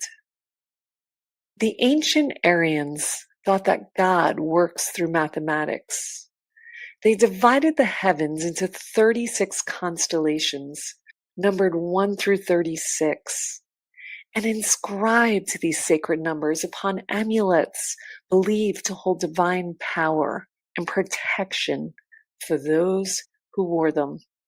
Within the magic square, the sum of 1 through 36 equals 666, the grand number. Furthermore, each horizontal and vertical line equals 111, aligning again to 666. The Babylonians believed numbers held power over the gods, assigning each deity a number to invoke influence over them. The 36 supreme gods include the sun god, number 1, the moon goddess, 2, and 3 through 36 were their children, representing the stars and constellations. The sum, 666, was attributed to the ruler and source of all divine power, and father of the gods 1 through 36. In Trail of the Serpent by Merle Vance, it is revealed that in the astrological religion of ancient Babylon, each god was assigned a sacred number in place of their name. These numbers denoted each god's rank and power amongst the celestial hierarchy. The Babylonians divided the 12 houses of the zodiac into 3 parts, forming 36 divisions in total. Each of the 36 constellations was ruled by a god who governed one of the 36 chambers of the zodiac. The soul of the departed were believed to ascend and dwell amongst these stars. These 36 rulers were called decans, because each of the 12 zodiac signs was divided into 3 decans of 10 degrees each, covering a 10-day period. 10 days times 3 equals 30, the number of days in a month. And 30 days times 12 zodiacs equal 360, the number of days in a calendar year in ancient times. To the Babylonians, the number 7 was sacred, representing the 7 visible planets: the moon, Mercury, Venus, the sun, Mars, Jupiter, and Saturn. These celestial bodies guided their calendar, their worship, and their sense of time, including the 7-day week. The 7 planets, symbolized as the 7-headed celestial dragon, were believed to rule over all 36 decans and thus the 360-day year of the ancient world, with the sun reigning supreme as father of the gods. Since the sum of the numbers 1 through 36 equals 666, this number became known as the grand number of the sun, the divine total representing the God who ruled them all, and I believe is the number that signifies the phoenix. These magic squares, worn as amulets, were not mere ornaments. They were designed with purpose and concealed the mark of the beast. Because they contained the numerical symbols of their gods, they were thought to hold power to ward off evil or divine wrath.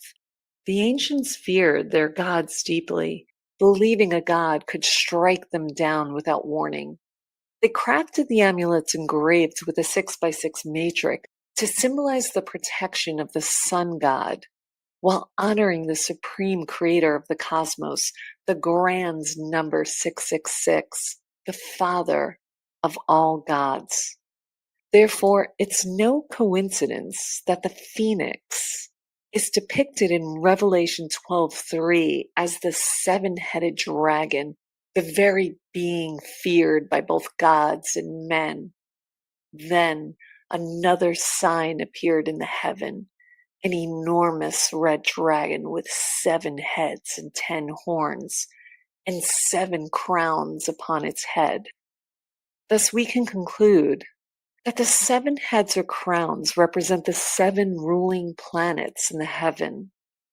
The 10 horns correspond to the 10 decans that each consists of 3 parts, within each of the 12 zodiac signs, forming the 36 constellations. 12 times 3 is 36. And that the enormous red dragon, crowned and 7-headed, is none other than the phoenix itself. The amulets worn by these ancients, inscribed with these mathematical squares, were more than symbols of faith. They were reminders of the phoenix cycles, of the God feared even by the gods, the God of all gods, bringer of destruction and rebirth, and, as echoed in Clash of the Titans, a colossal elemental beast. Even the gods feared it. And this is why the number 666, known as the grand number of the cosmos and father to the sun god, number 1, in the ancient magic square, was later vilified by the papacy after the Roman Church became the state religion of the empire. From that point on, this sacred mathematical symbol was branded as heresy, and merely possessing such a diagram could condemn one to death by fire at the stake. Their souls offered as a warning to all those who dare honor the secrets of the cosmos. Depicted is the Great Meteorological Chart by Matthew the Elder, created in 1623, a masterwork renowned for its exquisite precision and depth of detail. It stands as a remarkable reflection of 17th century understanding regarding the mysteries of meteorological phenomena. At the summit of the chart, God is depicted enthroned amongst a host of angels, revealed here as the direct God of the sun, ruling the heavens above. To the left and right of this symbol are the astrological mechanisms that govern the world, mathematical systems of such precision that they could not arise naturally by chance. Amongst these is the 138-year Phoenix periodicity, the divine rhythm we've already discussed. Within the Great Dome, each semicircular layer portrays a hierarchy of meteorological wonders. The first layer depicts various forms of comets, followed by clouds and their accompanying phenomena, whirlwinds, tornadoes, rains of blood, stones, and frogs, culminating in lightning and hail descending from the heavens. The next concentric layer reveals fiery exhalations and the 12 winds, each representing a distinct force moving across creation. On the lower left, a scroll lists meteors sent for man's benefit, while on the lower right appears a contrast list, those sent to chastise mankind. A clear boundary divides these celestial phenomena from the realm of earth below, a separation between two worlds. Here, man is shown asleep, dwelling in a dream state.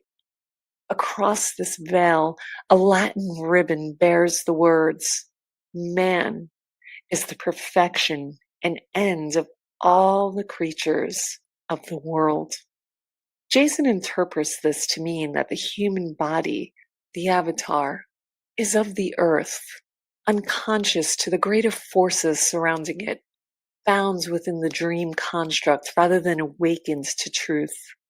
Yet because man was created in the image of God, he carries with him the divine spark, the potential to awaken and to remember and to recognize his unity with the greater whole. Through this awakening, the oversoul becomes aware and protected from the chaos of the lower world. In a 2024 interview with Andre Ducom, titled The Rise of Transhumanism, do we have the wisdom to not forget what makes us human? Greg Braden revealed a profound truth, and I quote, "The atomic mass of the elements of our DNA correlates to the letters of the ancient alphabets. And here's the beautiful thing. The message that it reveals is exactly the same in all four of the core languages.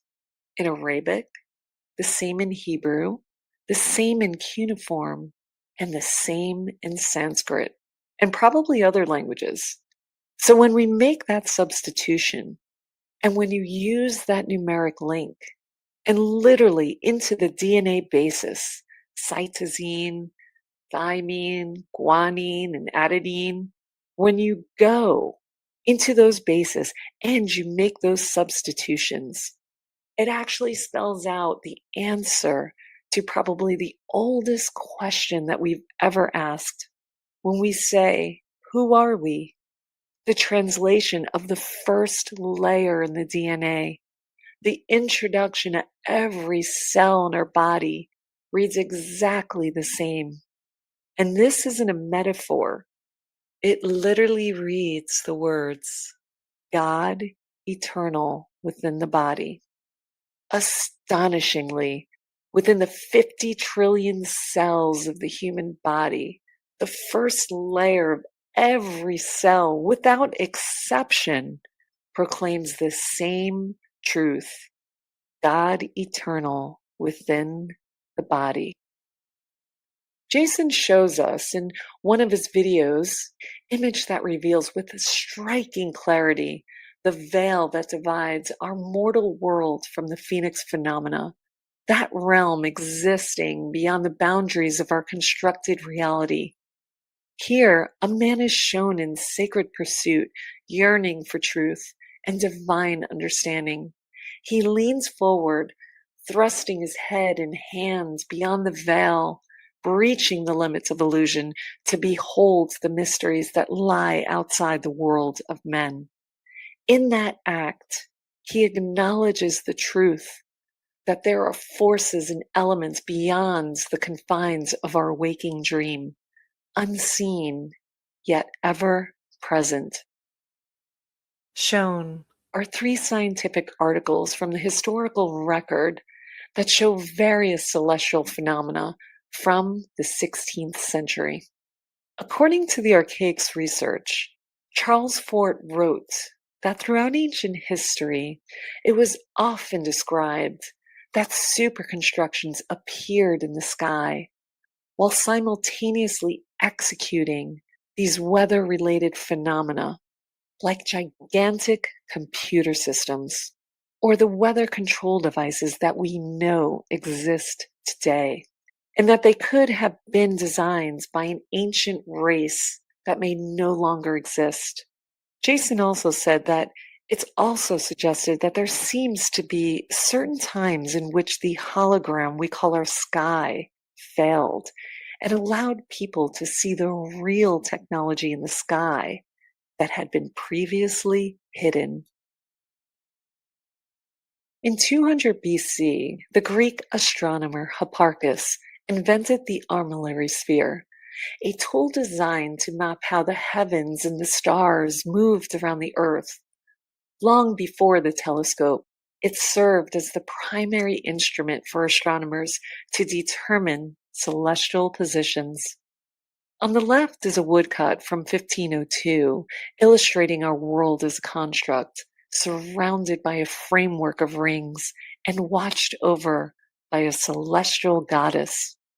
On the right, a woodcut from 1559. The figure of Atlas was shown supporting the armillary sphere, symbolizing his burden of holding up the heavens. The idea is that the ancients understood that something mysterious and mathematical and intelligent exists beyond our world and the construct we inhabit. Shown is an engraving from 1654 entitled Alchemy Mountain. The top ring depicts an astrological calendar marked by the 12 signs of the zodiac, each aligned with its corresponding alchemical element. In each corner are the 4 elements: earth, air, fire, and water, representing the foundational forces of creation and existence. The mountain below reveals that knowledge, architecture, and humanity are preserved beneath the earth, a symbol that the elite dwell in safety and luxury underground, hidden from the world above. While the phoenix bird rises above, overseeing all. Etched in Latin along the steps of the mountain are alchemical inscriptions that represent the 7 sacred transformations leading towards spiritual enlightenment. To reach enlightenment, man must ascend the mountain, moving through 7 symbolic stages, each one a step towards awakening. There are 7 people representing 7 steps to get to the top of the mountain. And the number 7 embodies the 7 planets, the 7 inner transformations, and the completion of the divine process, the union of self-awareness, wisdom, and perfection. On the left side of the mountain, ascending upward, appear Venus, a woman holding a burning heart and mirror. Mars, a warrior clad in armor, bearing sword and shield. And at the top left, the sun portrayed as a regal figure with a scepter in hand, forming the V-shaped gesture, the Freemasonic 30-degree symbol, denoting celestial alignment. The sun points towards the zodiac sphere 12, signaling the observer to pay attention to the heavens. At the summit, a male figure crowned with a winged helmet and winged ankles stands upon a hexagon, the ancient emblem of Mercury, the bridge between heaven and earth, life and death. In alchemy, the hexagon represents the seat of the soul, the sacred connection between God and man. At the base of the mountain, humanity is shown blind to truth, lost within illusion. Yet truth awaits below for those willing to descend into the depths and seek it beneath the mountain, down the rabbit hole of hidden knowledge. This 17th century engraving depicts a clear division between the above and below, marking two distinct realms. The giant sun above represents the one mind, the moment of full consciousness achieved through meditation. Three solar symbols amongst the angels represent the Holy Trinity, sulfur, Mercury, and salt, or Father, Son, and Holy Spirit, hidden in matter. In the emerald tablet, this trinity is the one mind, illustrating alchemical transformation where meditation turns matter into energy. The celestial realms above reflect the unifying principles governed by astrology. A pyramid at the center of concentric spheres represents the precise mathematical programs of astrology, showing that we live in a construct governed by the zodiac, including birds, dragons, and the phoenix, all below the line in the world of men. At the bottom center, Father Time holds two starry hatchets, symbolizing day and night, representing discernment and separation. A man and woman are chained to God, symbolizing that human bodies are avatars, housing souls connected to the Oversoul. The main idea is that the construct is governed by polarities, such as day and night, fire and water, and yin and yang. But Jason believes that the key to understanding and unlocking the construct itself is found in the cleverly hidden heptagrams found at the feet of the man and the lion. These 7-pointed stars produce the pyramid angle in geometry and represent the keeping of time, the 7 days of the week, and the 7 world epochs. They link to the sun, held by the man and lion, forming a perfect triangle, with the word phoenix written at its center, and a depiction of the phoenix right below its name. Jason notes that this engraving impressively shows the Great Pyramid, the keeping of the calendar directly related to man, the phoenix, and the astrological cycles above, all existing together and proving that humans safely live in a construct because they are tethered to God. He states that the wisdom demonstrated in this work is that only the avatars of men and women are subject to the polarities of the world. The immortal spirit within the body belong outside the construct where it is safe and purified, resulting in the immortal, permanently enlightened, and wholly incarnated state of consciousness. This is our perfected state of being and ultimate purpose in this journey we call life. Freemason ideas came from alchemical iconography. These two works demonstrate that the Freemasons' all-seeing eye symbolized the phoenix bird, an omnipotent god. In Egyptian mythology, the all-seeing eye is a symbolic representation of the gods Horus, who is god of the sky, and Ra, the sun god. But connected to Ra, it meant power and destruction. And in Greek mythology, it was referred to as the evil eye, which was often depicted in Greek art and literature as a symbol of both fear and reverence. This is why it was common for Egyptian rulers to have the symbol of the eye on their jewelry, much like the magic square, because they both symbolized protection from the power and destruction of the phoenix. The Archaix data shows that in 1666, during the Great Fire of London, both the city and the old cathedral were reduced to ashes. This marked the fourth time a church had been built on that site. Historical records dating back to 604 AD indicate that a church or cathedral had always stood at this location. In 1675, the city launched a major rebuilding effort, culminating in the construction of St. Paul's Cathedral. During the construction, Sir Christopher Wren discovered writings on an old stone. When he cleaned it, the inscription was translated to mean, "I will rise again." Reports suggested the stone had originally been part of an ancient gravestone. However, the reason why this phoenix relief is found so prominently displayed on the cathedral's southern entrance is because right below the phoenix relief is the Latin word resurgam, which means "I shall rise again."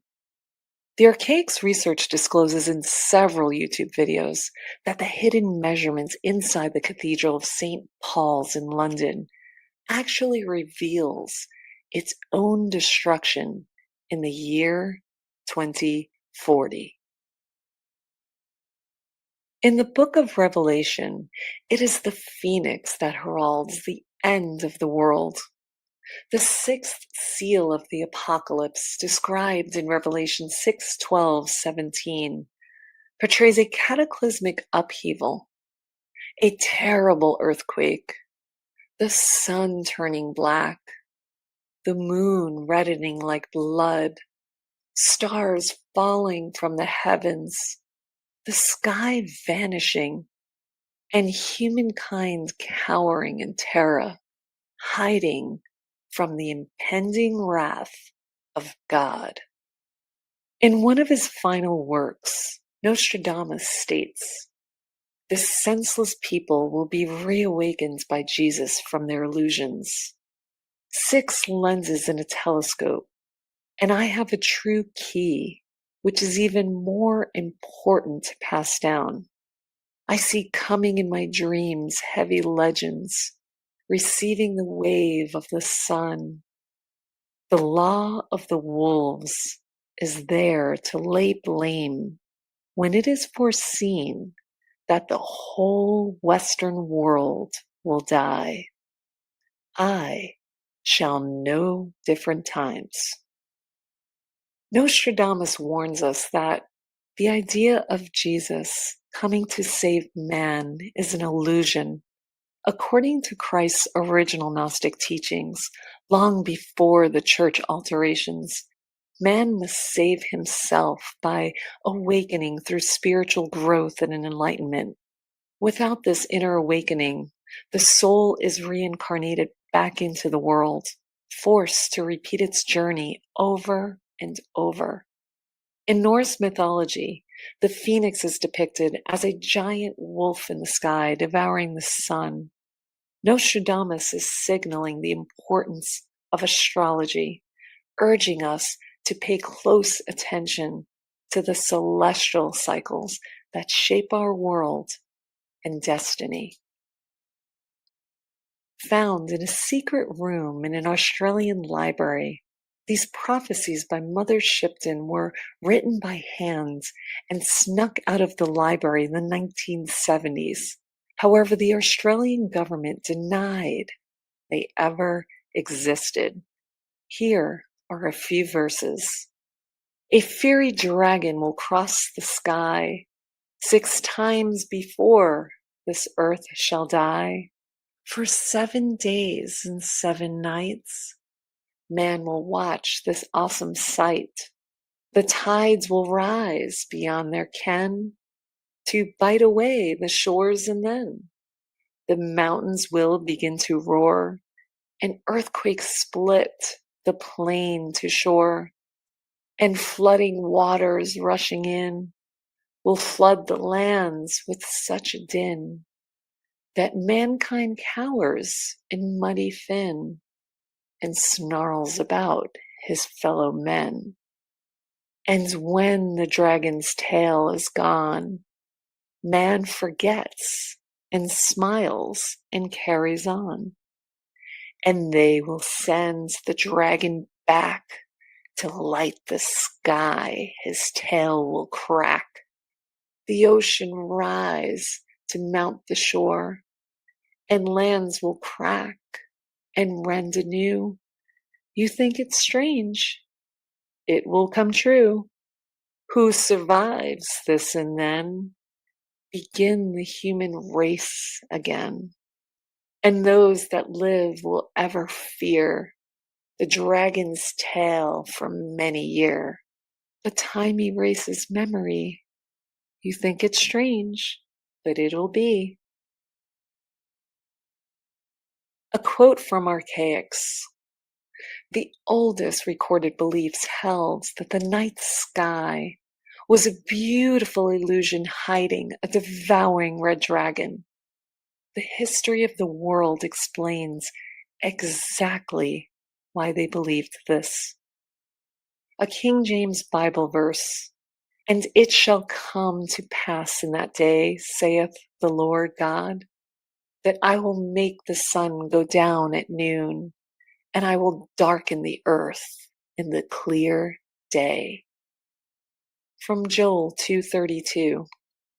The sun shall be turned into darkness, and the moon into blood, before the great and terrible day of the Lord come. The 6th seal of the Apocalypse. There was a great earthquake, and the sun became black as sackcloth of hair, and the moon became as blood. Every mountain and island were removed out of their places. In 2009, Jason released his groundbreaking work, When the Sun Darkens, unveiling the hidden arithmetic that exposes one of modern academia's greatest deceptions, the false prophecy of 2012. He reveals that the Maya long count never ended, for scholars had corrupted the ancient system by imposing a 365.25 day year upon a chronology that the ancients themselves built upon the sacred 360 day cycle, the true measure of time before the great alteration by the papacy in the 6th century. Across his writings and countless recordings, Jason has shown again and again that this era was no accident. It was part of a grand illusion meant to keep humanity asleep. And as he declares, the real apocalypse will not begin until after the Phoenix year of 2040. Everything that unfolds before then is orchestrated, a stage set by the elite. A chilling reminder that what many believed was the end was only the beginning. All the evidence and historical records presented lead to one unmistakable conclusion. In the year 2040, during the month of May, the world will once again face the Phoenix event. The sun will darken. The Earth's crust will shift, displacing continents and tearing open the land. The oceans will rise and slip their basins, swallowing coastlines and entire civilizations. The great cities of New York and London and countless others will be dragged beneath the sea. Volcanoes will awaken across the world. Continental earthquakes and mudfloods will ravage the surface. There will be red rains and cosmic dust fallout. This is the fulfillment of the sixth seal of the apocalypse, the long-awaited moment of divine reckoning. It is the sixth sky dragon of Mother Shipton's prophecies. It is the Fenrir wolf of Norse myth, who devours the sun and moon at Ragnarok, the day of darkness, when fire and flood consume the world. It is the black sun spoken of by the Hopi elders. It is acknowledged in the 33rd degree of Freemasonry, the hidden wisdom of the initiate. And the year 2040 is exactly 138 years prior to the final year of 2178, which is the collapse of the simulacron itself. For when the phoenix rises, it begins the countdown to the end of all illusion. A few quotes from Jason Breshears. There are profound patterns that the phoenix phenomenon shows us throughout history. This patterning of our world history is proof that we live inside a construct. This beautiful holography is basically run by two opposing forces that seem to be working in tandem. One of them is order, and the other one is the induction of chaos. The phoenix maintains the order. It is the keeper of the calendar.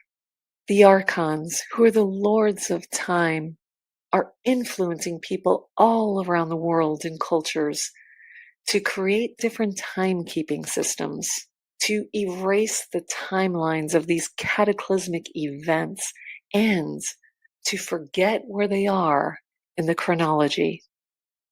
From the very beginning, the end was fixed. Phoenix keeps the calendar. It is not only the keeper of order, but seems to counter the setbacks and destruction, confusion and chaos, both influenced and caused by the elite.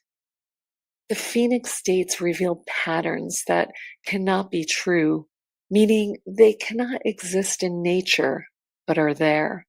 They are too mathematically precise, which proves that we are living in a construct.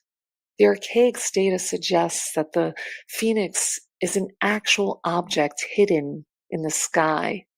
It has revealed itself throughout history. In ancient times, it was known as the Phoenix. It is approaching perihelion. Archaix data shows that the Phoenix is located at 23.5 degrees north of the ecliptic and is presently in descending mode on May 15th, 2040. It will return on May 16th, and when it does, our world will be a very different place. The Phoenix phenomenon is better understood by watching Jason Breshears' YouTube videos or subscribing to Archaix TV, visiting Archaix.com or his other platforms such as X and BitChute, and by reading his published books. A short list of his published works relating to this topic include When the Sun Darkens, The Lost Scriptures of Giza, Nostradamus and the Planets of the Apocalypse, Anunnaki Homeworld, Shocking Secrets of Antiquity. I hope this presentation has stirred something deep within you, a remembrance long buried. For the message of the Phoenix is not merely one of death and destruction. It is a revelation of renewal, a sacred truth that the ancients once knew, but time and those who feared our awakening sought to conceal.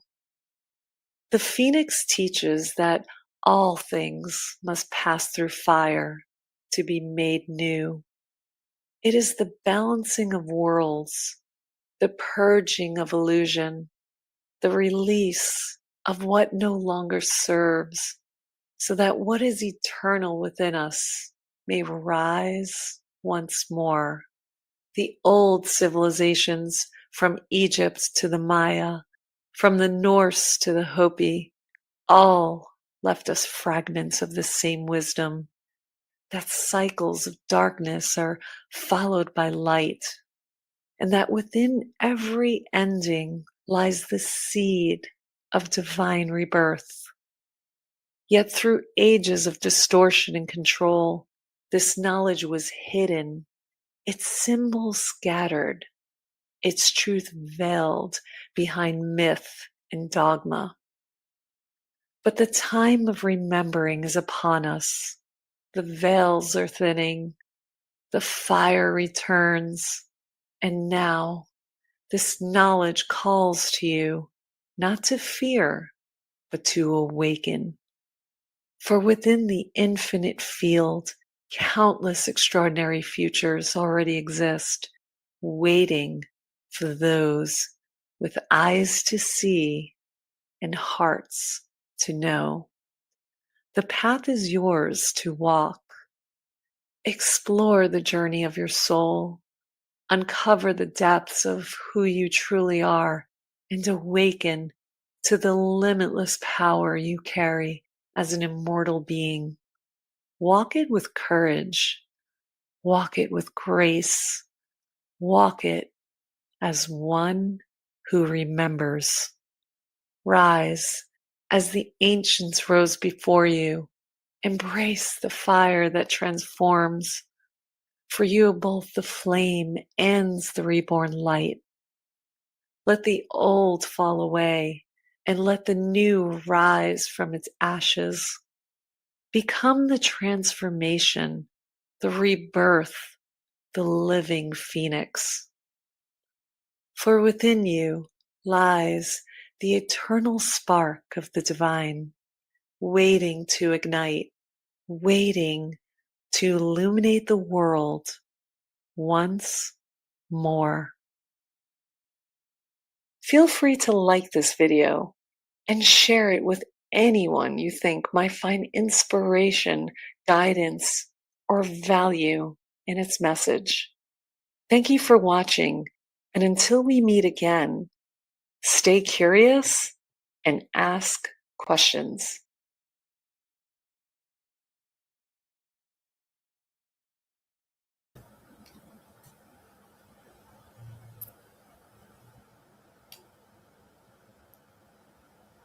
Your mic's off, Jason. It might have had something to do with the bourbon. But yeah, I got that. Hey, that was very impressive, no doubt. Thank you. Let's see. All right. Like I said, a lot of blood, sweat, and tears. Yeah, man, there's a lot of positive feedback. Had one or two little assholes, but you know what? We get those all the time. As a matter of fact, there's less in this presentation than I normally draw out on my own. So, oh, well, that's good news. Oh yeah, listen. I got the best moderators on YouTube. This is a tight knit family, and it's rare for them to even see me ask somebody. But I have an ability they don't. I can actually click onto somebody's name and I can go back through 200 comments. And if the overwhelming majority of your comments are cynical or in negative in any way, then yeah, you got no business being here anyway. I just ask them. Done with that. Life's too short. Yeah, that's too short. Life's too short for the BS. Yeah. So how did they receive it? When you gave that private invitation only presentation to those people, how did they receive it?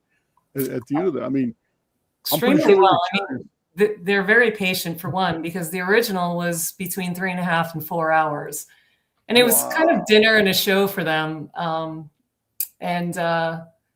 Yeah, it ended in a standing ovation. I received some business cards, and as I mentioned, I got an invite for the Caravan Talk radio show host, which awesome.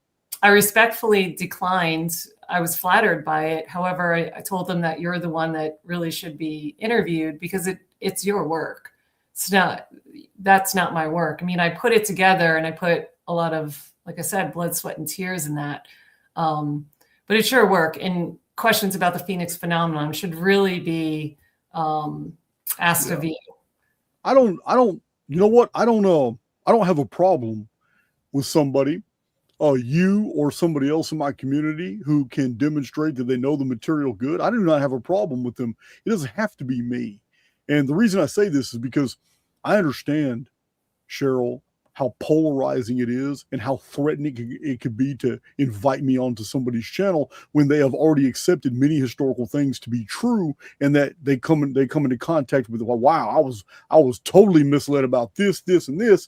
Mm-hmm. And when people realize the true chronological history of the world and that it can be verified by many different species of analysis, and they find out what they've believed all this time is untrue, it's very intimidating. So this is the reason why a lot of people don't want me on their channel. They don't mind coming on mine and talking about it, because I am a creature of absolute respect. There's been people on my channel I disagree with, but they're always going to get my utmost respect when they come into my house. But when I go into somebody else's house, yeah, it could be anything. It could be anything. So, well, the truth's not for everyone, Jason. Really, I mean, some people prefer that, that blue pill. So, I get it. Nothing we can do about that.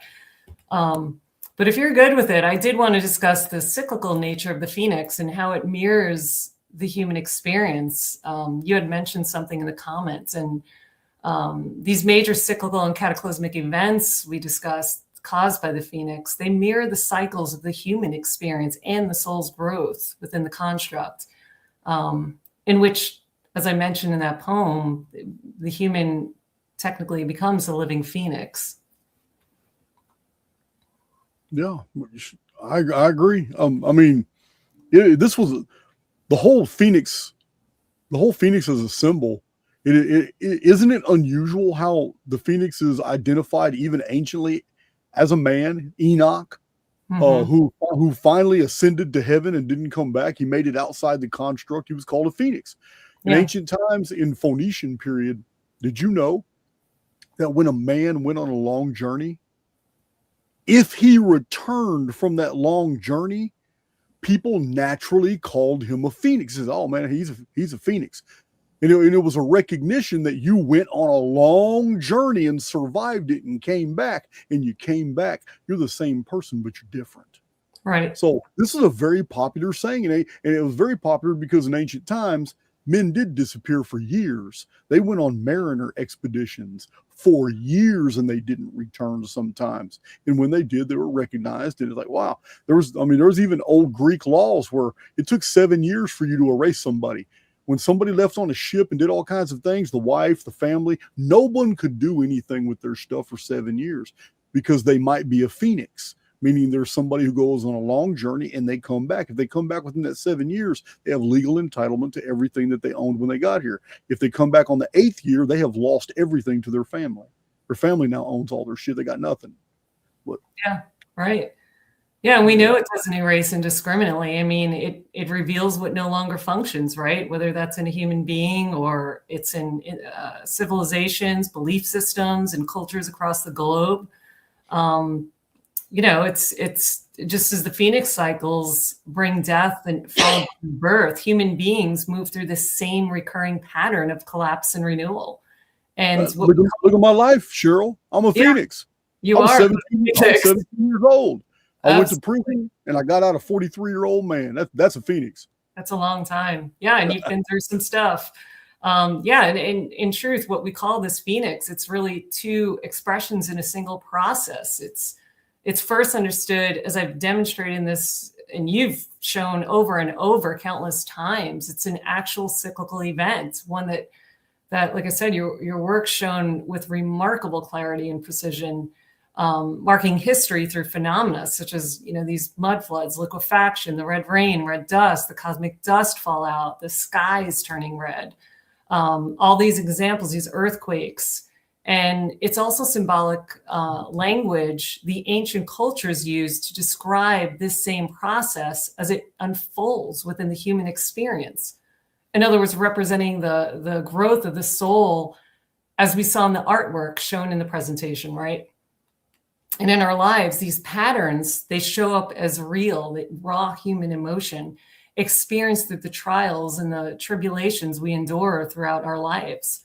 Revealing, this pattern is one way we choose to respond to, say the loss of a job or a heated argument, the fracture of a friendship or a partnership or a devastating divorce, the death of a loved one, struggles even with a sibling or a challenging child, the collapse of an identity.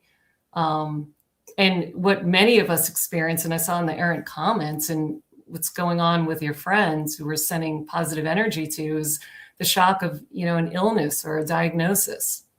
And as painful as these moments are, they're turning points in our life. They're moments when the life we knew can no longer continue, right, as it currently is. So something needs to change. And like the phoenix, like planet Phoenix, these experiences, they're not random. They occur when something within us or within the structures we rely on can no longer sustain itself. So just as the chaos and destruction of the phoenix reveal what's no longer functions in the world, these personal crises expose the thoughts, the behaviors, or the patterns within us as humans that we must recognize. Dr. Joe Dispenza teaches the person is becoming conscious, or the awareness of the way they choose to think, act, and feel towards a specific situation. So just like the phoenix, these patterns no longer serve and therefore must collapse within us so that rebirth or renewal, as you called it, or something or someone more coherent can rise from the ashes of the old. And it's this journey that we go on, right, in life that which the soul learns, grows, and evolves. So this collapse or the experience of these difficult situations in our lives, these hardships we endure, they're not the end of the story. They're the signs that old patterns of behavior are no longer benefiting us and renewal or growth is required.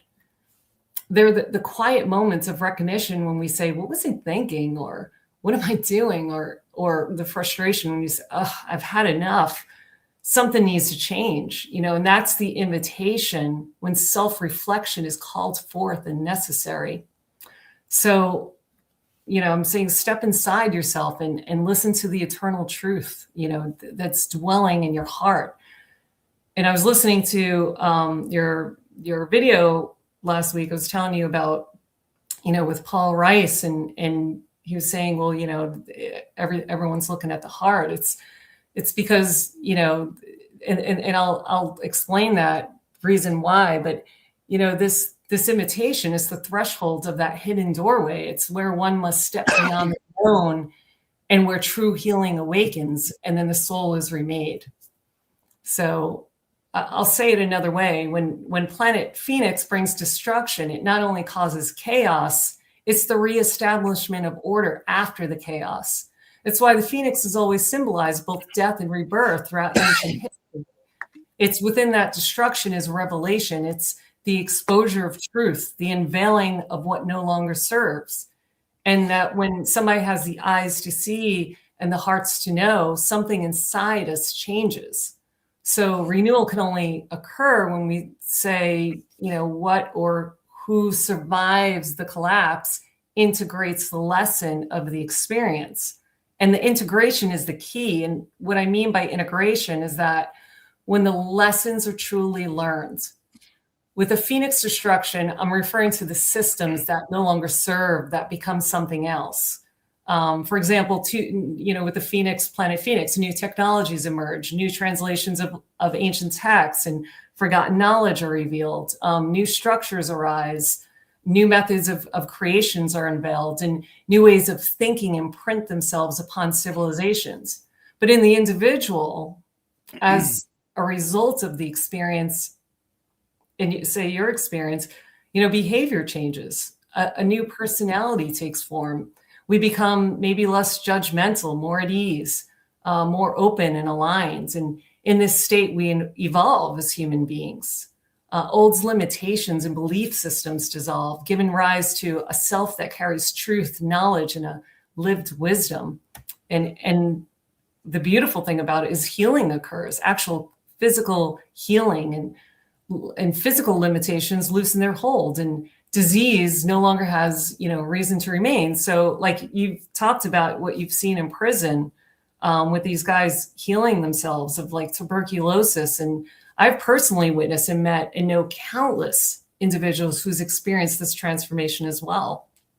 So in both examples, what rises from the ashes is never the same as what fell. It returns refined, reorganized. I need to interject. I would really like to say that you're moving me to the point where I'm tearing up. And while you're very impressive in your delivery, the truth is I got Louisiana hot sauce in my eye. And man, it's burning.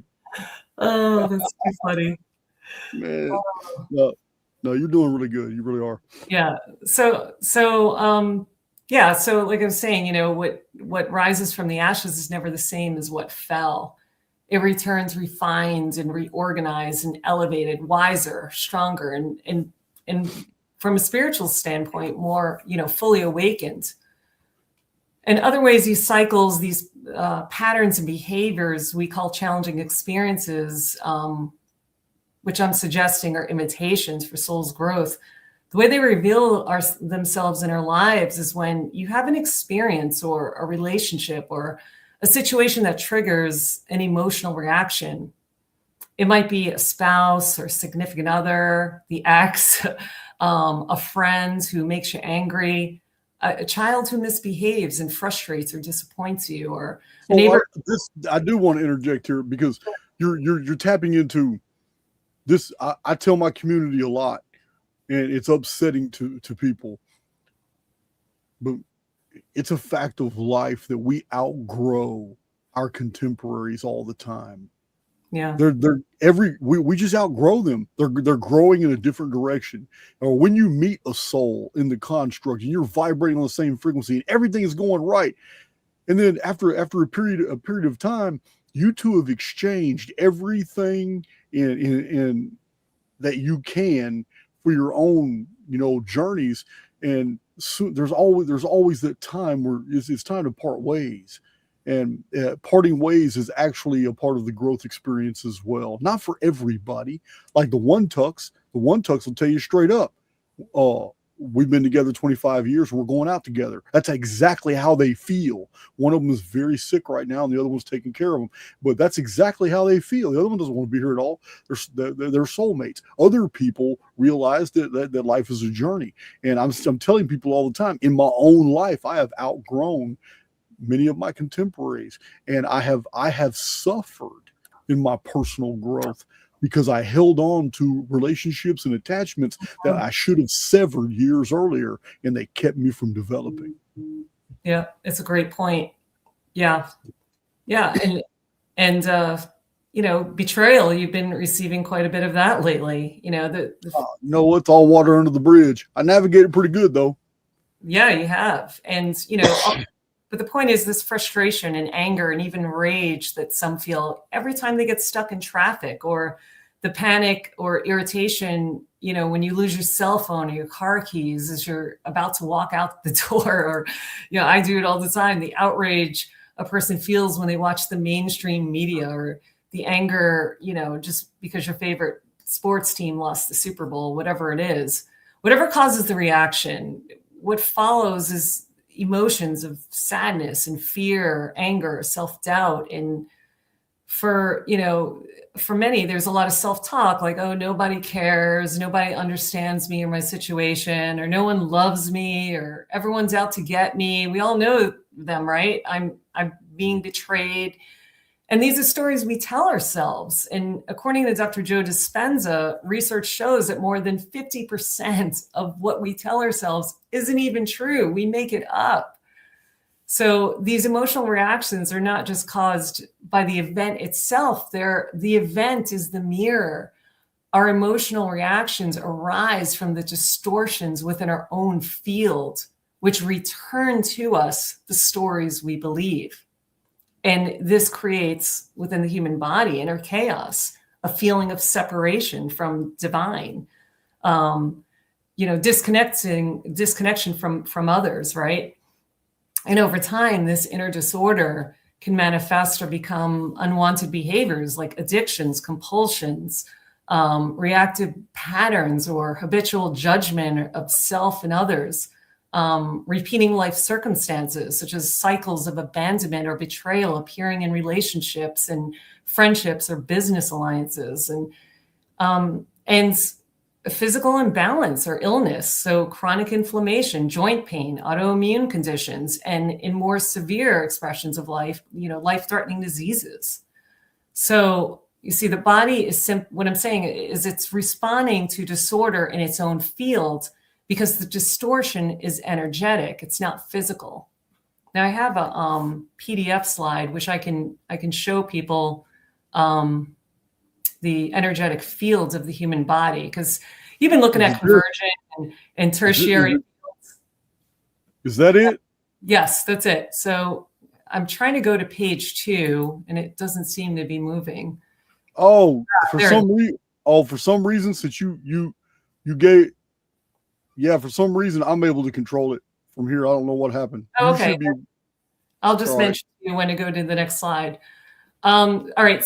So you've been looking at convergence and tertiary fields, and I can talk quantum physics and toroidal fields all day, but I want to keep it simple. And I want to introduce your listeners, and probably many of the errands already know that and understand that the toric fields of the human body and how the 7 chakras are formed by geometric spirals within each energy center.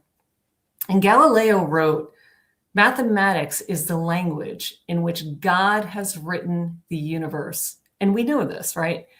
We see this all around us in nature and astrology and the universe, in the cyclical nature of planet Phoenix and the Nemesis X object, and in your work with even Cypher, right? And in many ways, you reveal these patterns in your books and videos.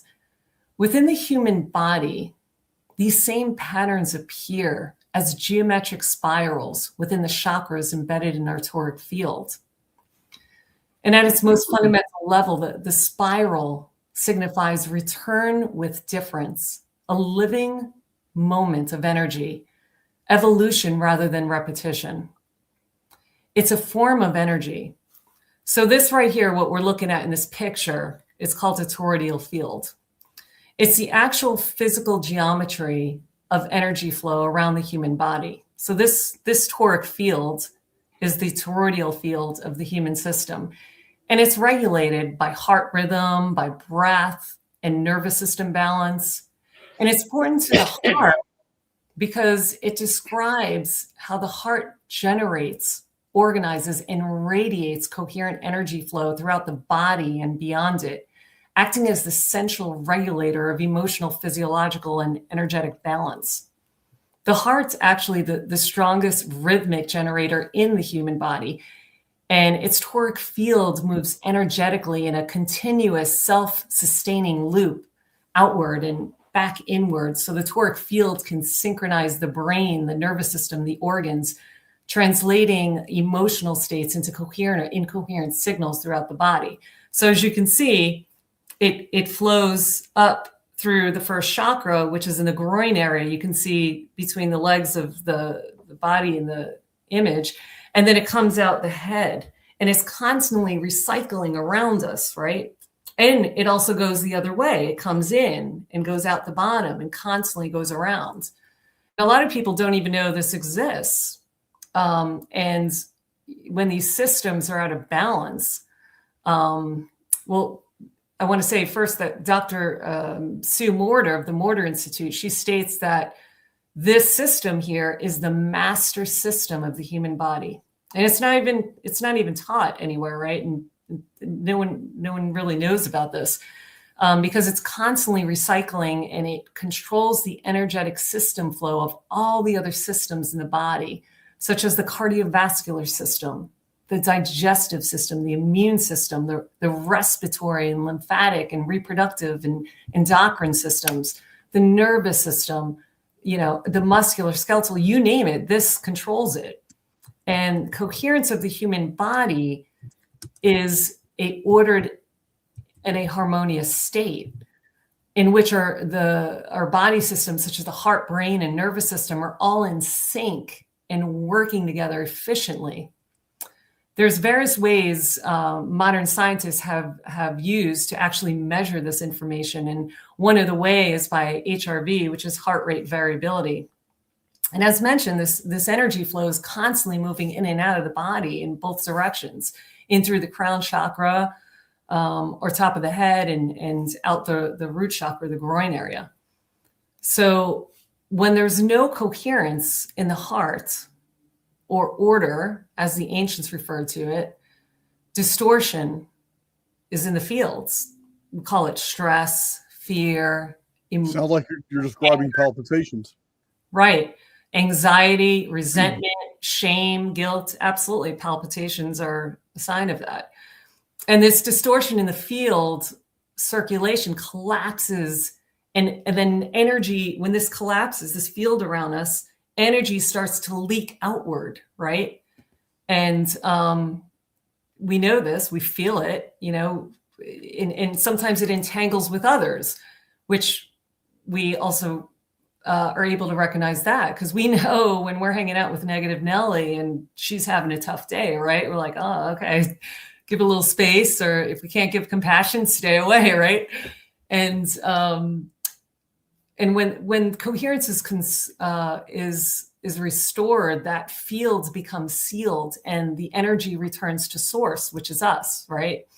And now boundaries become natural, not defensive. We're experiencing feelings of joy and complete oneness. And in this state, and at much higher levels of coherence and order, the body eventually experiences that the depression's gone, the migraines are gone, the individual no longer experiences anxiety, and the cancer is not there anymore, right? And I've actually seen this happen with many people where they've actually had stage 4 cancer. And when I say many, I mean, I know personally on one hand, several that have done this, actually more than one hand, to be honest with you. And I meet them all the time at some of these events I go to. But this coherence or incoherence influences how the brain interprets reality and how the nervous system responds to how emotions are felt and stored, making the heart. Concerning the cancer, I don't want to skip over this. Some people need to hear this. I'm familiar too with.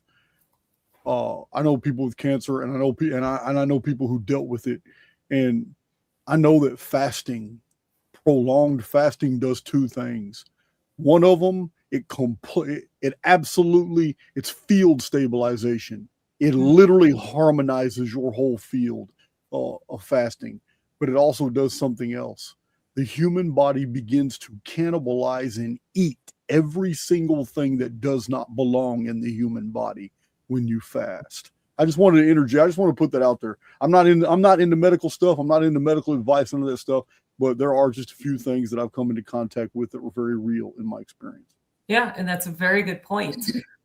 So this coherence or incoherence, whatever the person's experiences, influences how the brain interprets reality, how the nervous system responds, how the emotions are felt and stored, making the heart a truth teller of our inner condition, and not through words, but through pattern and rhythm. If you want to go to the next slide.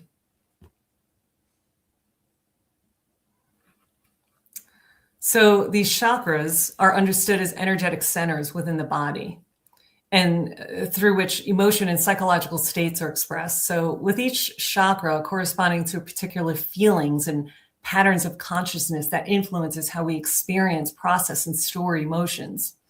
And each chakra itself, as I mentioned, it's a spiral. It's mathematical. It's a vortex that regulate frequency information and the flow of energy in the human body. So they modulate the toroidal circulation. So if we're out of balance, for example, if we have an experience that creates emotions of anger, restlessness, or frustration, sadness, and depression, it results in an imbalance contained in the spirals that do not create a clear channel for energy flow in the human body. So Dr. Sue Morter describes it as a wobble.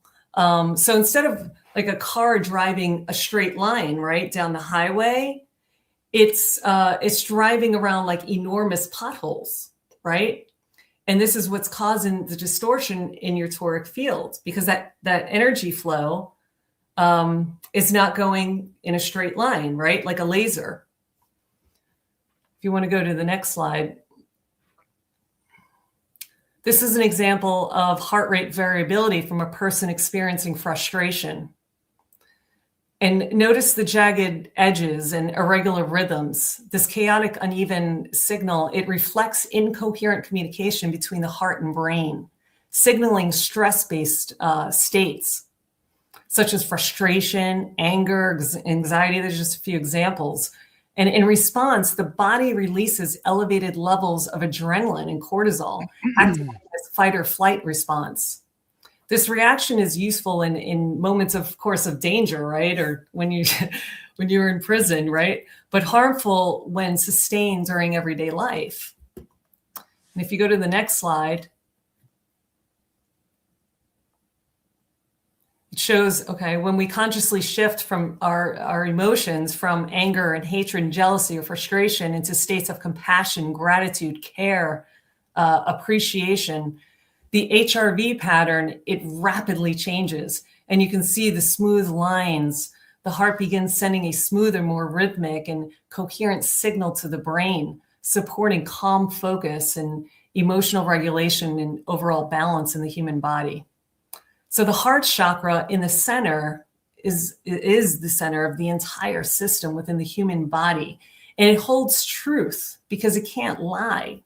It shows how we feel through its beat shown in the HRV. And the toric field carries the truth or message throughout the entire body.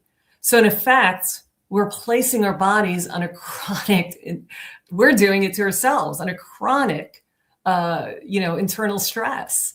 And this is why quiet contemplation or meditation is helpful, or learning to listen to the heart. It's so important for restoring balance and well-being in the human body.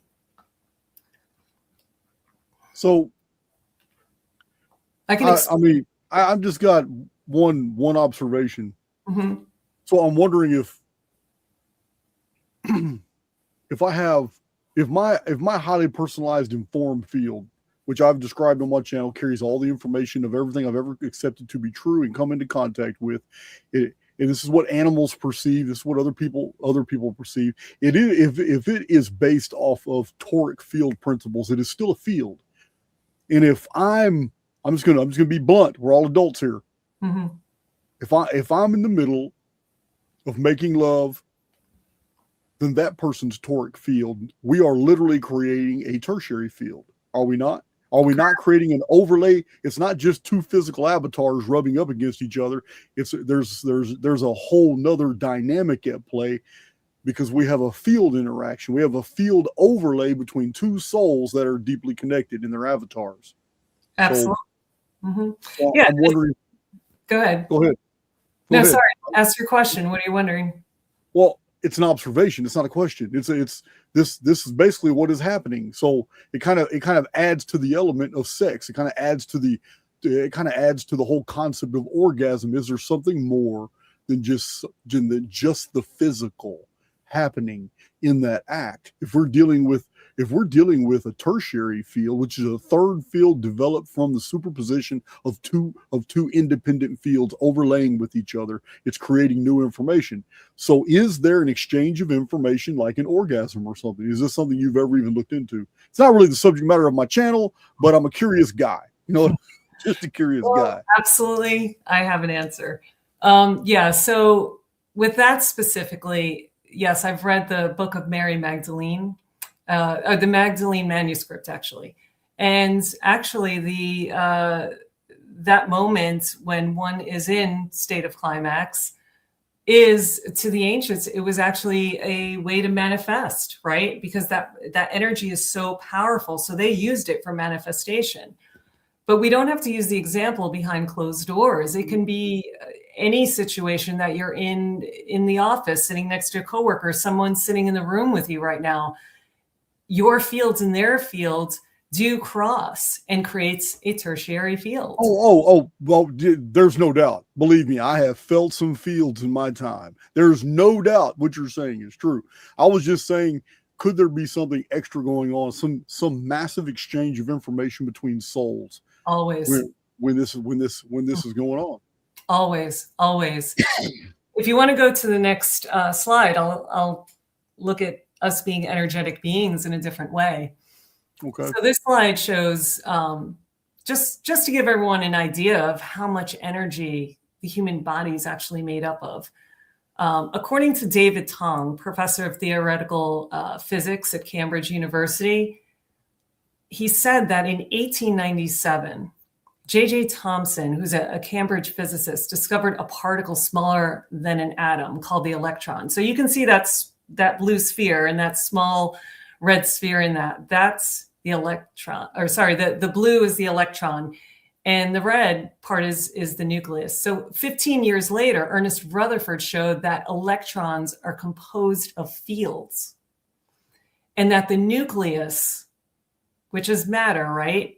It's like a fly on the cathedral ceiling, okay? With electrons orbiting all around it.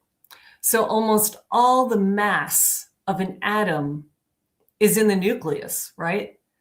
That tiny red dot you see in that massive orb. Think about that, a fly on the ceiling of the cathedral, right? You know the model that you're describing right now is also why I'm a simulationist, because in the subatomic model for quantum mechanics and quantum theory, in that model, what is perceived to be mass in comparison to the protons, electrons, and neutrons, it is so tiny and infinitesimally small that when it is magnified to the nth degree, it is discovered that it's not mass. It only mimics mass. It is truly an oscillating field.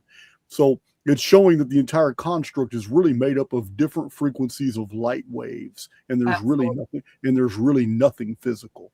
Right, exactly, and that's exactly my point, because all the mass in the atom is in the nucleus. So if it occupies only this tiny fraction of the atom's total volume, that means that everything we see and touch, our bodies, buildings, everything, the entire universe, it's not solid particles.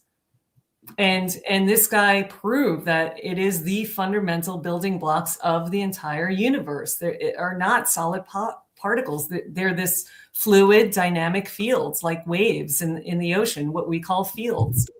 And this includes the human body. We're no different. So in other words, we're made up of these fields, which are energy, which is frequency, not matter. And keeping it simple, we know that the human body is literally made up, listen to this number, 99.9999999% atoms. And atoms are 99.9999999% Open air. empty space. Yep, air. Empty Therefore, almost everything we call matter is energy and fields.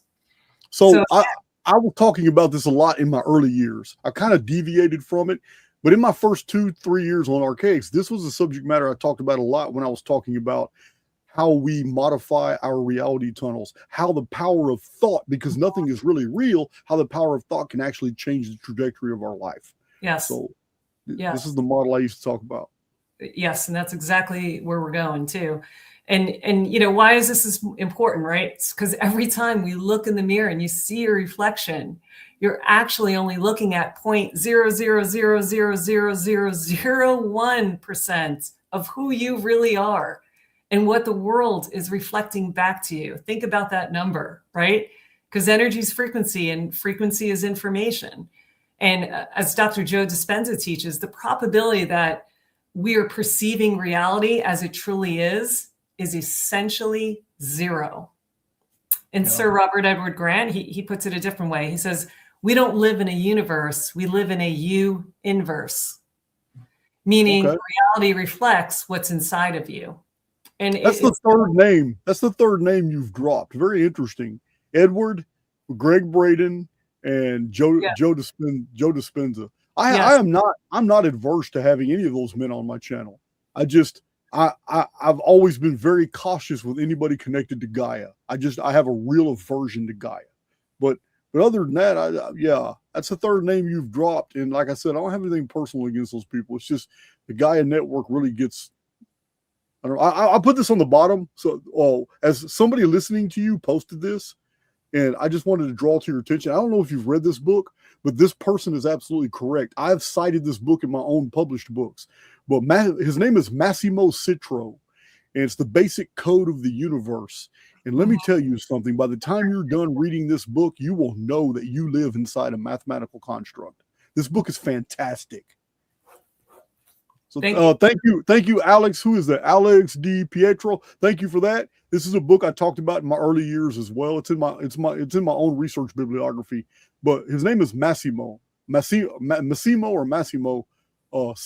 and his book is eye-opening. Yeah, thank you for referencing that. You know, and it's also the Hermetic law, right? As within, so without. You say it all the time. As above, so below. So the next slide is back to this picture, this field. So what I'm describing is going on. It's resonance in terms of physics and energy.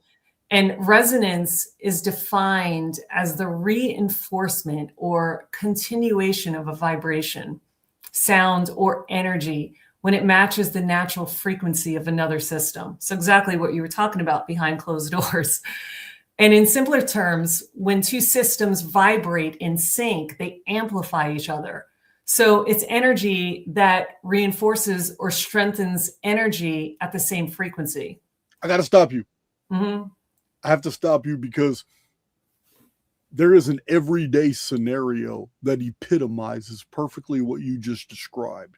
When two independent souls, which have their own informed fields, come into contact, when they are working on the same project, when they are dialoguing with each other about the same, it's almost like a third soul is present. It creates this exponential, it's an increase in vibration, it's resonance between souls, which literally creates a heightened awareness, heightened intelligence, heightened memory, mnemonic abilities are all heightened to the point that there's almost like a third individual with them. And this is the value of think tanks. Independently, people come up with genius ideas infrequently. But when working in tandem with each other, 3, 4, and 5 people that are all resonating on the same frequency, they start coming up with genius concepts, and it literally raises everybody's basically cerebral vibrations to the point that when they are together, they are thinking on a plateau like Mensa, far higher than they would ever vibrate alone. And understanding concepts, processing information, and being able to even discourse about subjects that alone in a room without contact with another soul, they wouldn't ordinarily be able to do. This has been shown in many scientific experiments. I've lived it myself. Being around very intelligent people makes you more intelligent as long as the contact is maintained. Absolutely. No question. Yeah. So this energy that's reinforcing or strengthen, right? These energies that we're talking about, the same frequency, applied to the human experience, it proves that our thoughts, emotions, and energy fields create vibrations, exactly what you just said. When our inner state aligns with certain frequencies, we attract experiences, people, and situations that match that vibration. So it was my next point, Jason. You were dead on. And essentially, we don't just perceive the world as it is, right? We experience the world as we are. So let me repeat that slowly. You do not experience the world as it is. You experience the world as you are. So if your inner state is fearful, the world feels unsafe. If your inner state's angry, the world feels hostile to you. If your inner state is coherent, the world will begin to align. And if you're joyful and open, the world responds with opportunities and synchronicities and connection. Reality it responds, the simulacrum responds to your state of being. And it's also why healing modalities work, such as acupuncture and chiropractic, EFT tapping, emotion code, Reiki and angelic Reiki, meditation and breath work, because they're all effective. Now, one of those practices am I familiar with? Now, one single thing you just said just now, am I familiar with? Well, I can go through them if you like. I'm good. I'm good. I probably do one or two of those, and I just call it something else. Yeah, they're just they're just effective healing modalities because they work with energy in the body in different ways to support us while we're working on this interchange, right? So let's talk about coherence versus disorder. So when the body's coherence, when we're calm, centered, and choose consciously instead of automatically reacting to a situation, the heart and brain and the nervous system work in harmony. And we have the scientific evidence of this now, right? Energy flows freely throughout the body and boundaries become more natural and not defensive. You have more feelings of love and joy and wholeness, which naturally begin to arise. But when the coherence collapses and the distortion in your fields, when, for example, we're living in fight or flight, right? Energy leaks, like I was describing earlier, out of this field you're looking at. Stress starts to dominate. Fear takes hold. The cortisol and adrenaline surge and heart rate variability, as we saw, becomes chaotic, and disease becomes more likely. So you can move to the old Eastern concepts are that no matter how you react to any external stimuli, your initial reaction to anything that goes on in your daily life exemplifies exactly what is already inside you. No one made you angry. No one made you bitter. No one pissed you off because they ran too fast across your path. However you initially react to any surprising thing around you throughout the day is what is already within you. And in the Eastern mindset, these are the ways that Amaterasu, the great goddess, would get you to empty your vessel. That guy on the bicycle who you think disrespected you, who probably never saw you, but just got too close to you as you went by, it wasn't anything personal. It's the goddess in Amaterasu actually giving you an opportunity to get some of that evil out of your vessel. Mm-hmm. Yes. Yeah, that's an old Eastern tradition practice. So moving on to the next slide. So this order that happens after chaos, right, post-Phoenix destruction, is the same in the human body. Restoring coherence restores order. And this is what the ancients referred to as divine order, the natural alignment of body, minds, and spirit. And then the next slide. And why was it suppressed? Because this understanding threatened control. Your community knows it better than anyone. And what does the historical record show us? That this knowledge was not opposed by the ancients. It was systemically erased. Thus the Inquisitions, right? The burning of books and the execution of those labeled as heretics, the burnings of the Library of Alexandria, and yet much of this knowledge still exists, preserved behind locked doors and vaults and in secret rooms and behind hidden doors, like the Vatican's apostolic archives. I've been looking into that lately, and to this day, they've acquired centuries of Gnostic texts. They've kept hidden from the public forbidden manuscripts and countless other relics. The Ancient Egyptian Museum houses the rarest ancient Egyptian statues and artifacts in the world that speak of this knowledge that they kept for themselves, spanning more than 52,000 rows of shelving. That's 85 kilometers for you guys overseas. And that's only what's been publicly acknowledged. So you see 85,000 scrolls recently found in the last 4 years in Tibet. We'll never know the contents of those scrolls. Yeah. So, you see the information wasn't denied to humanity. It was never lost. It was just withheld from us. The next slide. So these same ideas, right? They, in the deeper meaning, they're also found in artwork that you've shown us several times in your videos.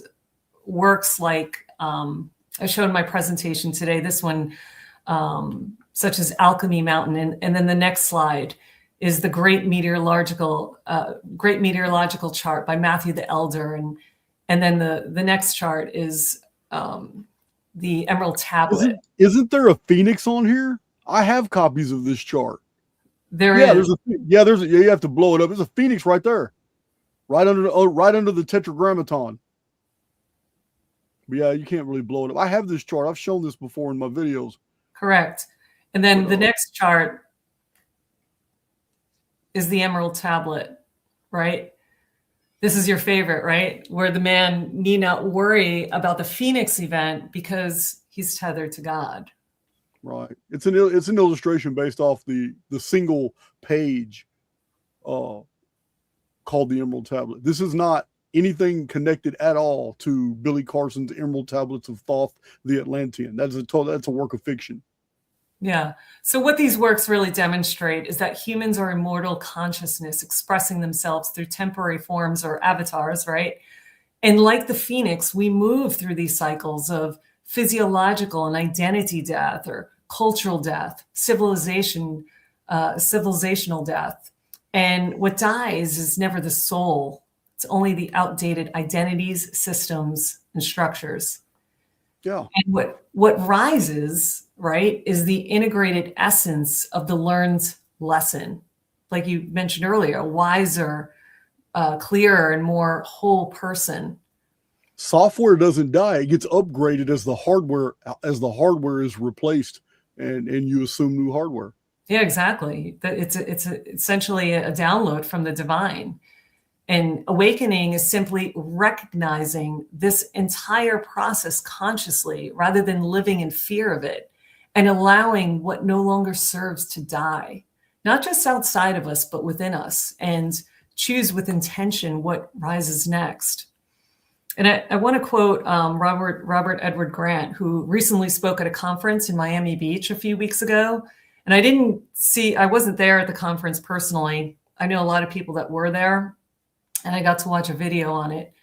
But he stated that if you want to begin seeing life differently, if you want to live a truly divine life, it starts with understanding this. If reality and everyone around you are reflections of your subconscious mind, then every person you encounter may carry a divine message for you. Every experience, every circumstance, without exception, holds the potential to be sacred. There are people who do not believe in miracles and therefore never experience them. And there are those who believe in miracles and may or may not experience them. Sounds like he's quoting James Allen. And then there are those who understand that they themselves are the miracle, living moment by moment in synchronicity with life. Carl Jung once said that your level of ascension can be measured by the number of synchronicities you experience in your daily life. That is heaven on earth. Fall in love with who you are. Love the darkness into light. Fall in love with life itself. And because you're not separate from this world, it's the moment you no longer want to escape this world that you enter its celestial existence. It's our judgments that make the world a dystopian nightmare. The ability to see these patterns is just seeing it from a higher state of being or a higher dimension. It's called mastery. There is no light without darkness. We are both light workers and shadow workers. Only by meeting the shadow can we experience higher order within the body and within consciousness. Even in a windowless room with all the lights off, there is still light because the air itself filled with nitrogen emits photons. Darkness is not the absence of light, it is the absorption of it. And when we push ourselves the hardest, we feel the most alive. We volunteered for this experience to grow and learn. And when we die, we can't wait to return. We spend our lives trying to fit in, when in truth, we are here to celebrate our uniqueness and what we bring to this world. And I thought that was beautiful. And, to summarize my final truth about the poetry that I gave in the last slide in the presentations, my thoughts are that humans are immortal consciousness expressing itself through temporary forms or avatars, right? And because of this, we, like Planet Phoenix, repeatedly move through cycles of death and rebirth.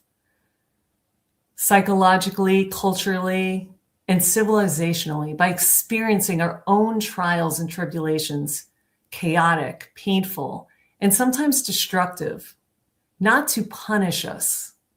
Instead, it is so that something new can be born. The collapse of the old is happening both within us and all around us, which is why these truths are now emerging through so many different voices. What was once hidden is being remembered. Systems built on control and fear, they cannot endure once a human being learns to feel from within. And remember, there's sovereignty. Fear becomes unnecessary and will happen in May 2040 stands as a reminder of this, that the darkness have already lost. The fact that we are even having this conversation is proof that the system has begun to fracture. And the work for us now turns inward to reclaim the inner truth of our heart. Like the phoenix, this transformation, it's not easy. Difficult things will surface and shadows will ask to be seen. But remember this, we are immortal beings tethered to God who consciously chose this life. You would never have chosen an experience you couldn't overcome. And whatever you're going through right now in your life, you will prevail. In this lifetime, we have a rare opportunity to release karma, not just from this life, but from all previous lives. And that is the gift of this moment in history. The cycle of death and rebirth and the journey of the inner work is the true teachings of Jesus, preserved in the Gnostic texts and long concealed from humanity. He didn't teach us to escape from this world, but mastery within it. He knew that the kingdom of heaven was not elsewhere, but within you, the temple of God formed in the body itself. Transformation, he taught, comes through inner order, through a love in your heart, vast enough to integrate even the shadow. He embraced both the darkness and the light without division. This knowing is how he became an ascended master, and is the deeper reason he was murdered. Because systems of control cannot survive a human being who remembers who they are. We're already living in this cycle, And it appears as the argument with a coworker, the relationship that ended, or the divorce, the loss of a loved one, or the diagnosis that changes everything. These moments are mirrors. They reveal where we are not yet whole. They're not punishments. They're the invitations to integrate, to recognize the pattern and learn the lesson. And the phoenix is not confined to a future moment in May of 2040. It is already rising within us.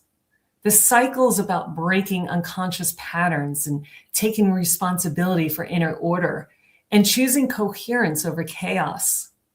Fall in love with who you are. Love the darkness until it becomes light, and celebrate your uniqueness, because it is the very thing you came here to offer. The phoenix doesn't punish, it refines. You're not falling, you're rising. And those who refuse the work repeat the fire. So like Jason says over and over, break free or die trying. Break free or die trying, there's no doubt. Yeah, it's the cost of becoming. It's the evolution of the human species, and that's the truth beneath the poetry I had written on the last page. That's awesome. Are you done with that presentation on the screen? Sure am, yes.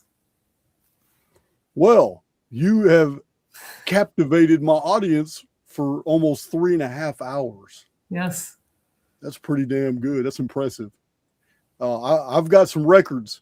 I don't know, man. I got some 9 and 10 hour powerhouse records, but I've been doing this for a while. But 3.5 hours is huge. I don't think I've ever had a guest on my channel. Not even Martin has ever been 3.5 hours with me. Oh, wow. Yeah. I think I can't think of a single guest, and I've had a few hundred. I don't know. I think you broke the record. I think you broke the record, Cheryl. Thank you, Jason. It's my pleasure. Just know, no matter what shit comes your way between now and 2040, just know you chose it, and your oversoul orchestrated it all. And you're here, you can handle it, right? Yesterday in Underground, we had somebody ask a question. I can't recall who it was, but we do Chat Tuesdays in the Underground, and somebody had asked, after all the questions were over with, and we'd already gone 3 hours with me, I'm typing answers to questions and dialogue with people. It's a fast 3 hours, but we get a lot packed in. And at the end of it, somebody just threw a hell of a bomb. They threw a football out there, a 50-yarder. And I read it. I said, wow, that's a profound question. And they literally asked, what is the what is your greatest advice? What is the most amazing advice that you could probably give? What should we just really wake up to, despite all the things you just told us in 3 hours, man? What is the core? What is the core business that you could just give us right now as a takeaway? And I thought about it. I said, wow, that is profound. Just put me on the spot like that, Johnny on the spot.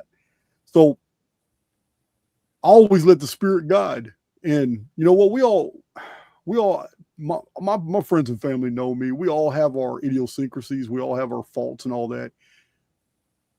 But it doesn't mean spirit can't guide. It doesn't mean you can't lean on it. So when he asked me that question right there in the chat, there's many people in the Underground who remember from last night. It just overcame. The answer just filled me up, and I typed it down. And the answer is real simple, because it's related to what you just said, 2040, and don't worry about it. And Spirit just really guided me to answer and say, hey, the most critical thing you could ever understand and take away from the entire Archaix paradigm, everything that I have ever taught, everything that I have learned with you guys, the greatest takeaway ever is that you can never prepare for a negative. If you prepare for something that you think is going to go wrong or be bad in the future, all you're doing is aligning your experience on the frequency of whatever's about to go bad or negative in the future. If you prepare for a negative, you literally put your reality tunnel and point it straight at the very negative that you're preparing for. Because there's an old saying, and it's, where faith is found, it says, where faith is found, fear can never be.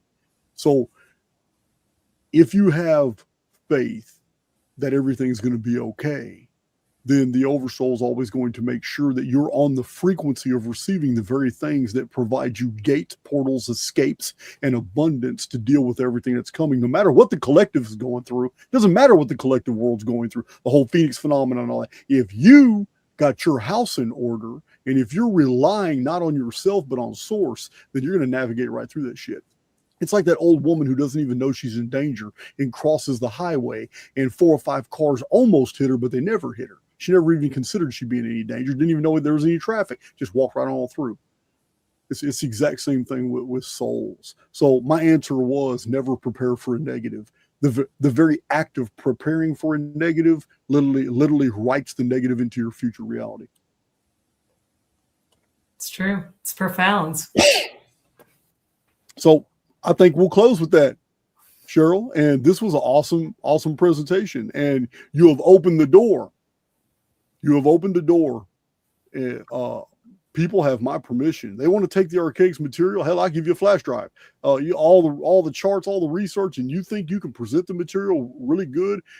Say, you know what? If you don't, I'm going to say so on another channel. You go on another channel and you don't present it well. Yeah, I'm sure going to correct this shit. But if people want to do that, I'm all for it. Absolutely. I would never say no. I'd even give them the materials to do it. But it doesn't have to be me. There's too many people in the field offended by me. And the community abroad may never get over the fact that I have a juvenile criminal history. They may never get over the fact that I've called out so many people on some chronological BS they're promoting. They may never get over the fact, but that's cool. There's a whole bunch of qualified people in my community like you that can also share the message that none of these negative things are attached to. So I'm cool with that. Absolutely. You got any final words? It's a perfect message, appropriate for the new year. Just agree with you, Jason. Don't fear the Phoenix in 2040. Don't bring that into your field, right? Because we learned and we saw the scientific evidence today that the field mirrors what we believe. In the meantime, open to listening to what comes up emotionally with all these energies. Listen, take that time to listen to your heart and learn your own truth and deal with it. Shit will come up, but just deal with it and grow. Absolutely. And with that, I have now kept you 3 hours and 30 minutes exactly. We will close out. It's been good talking to you, Cheryl. I'll talk to you later. Song about 1902. Perfect.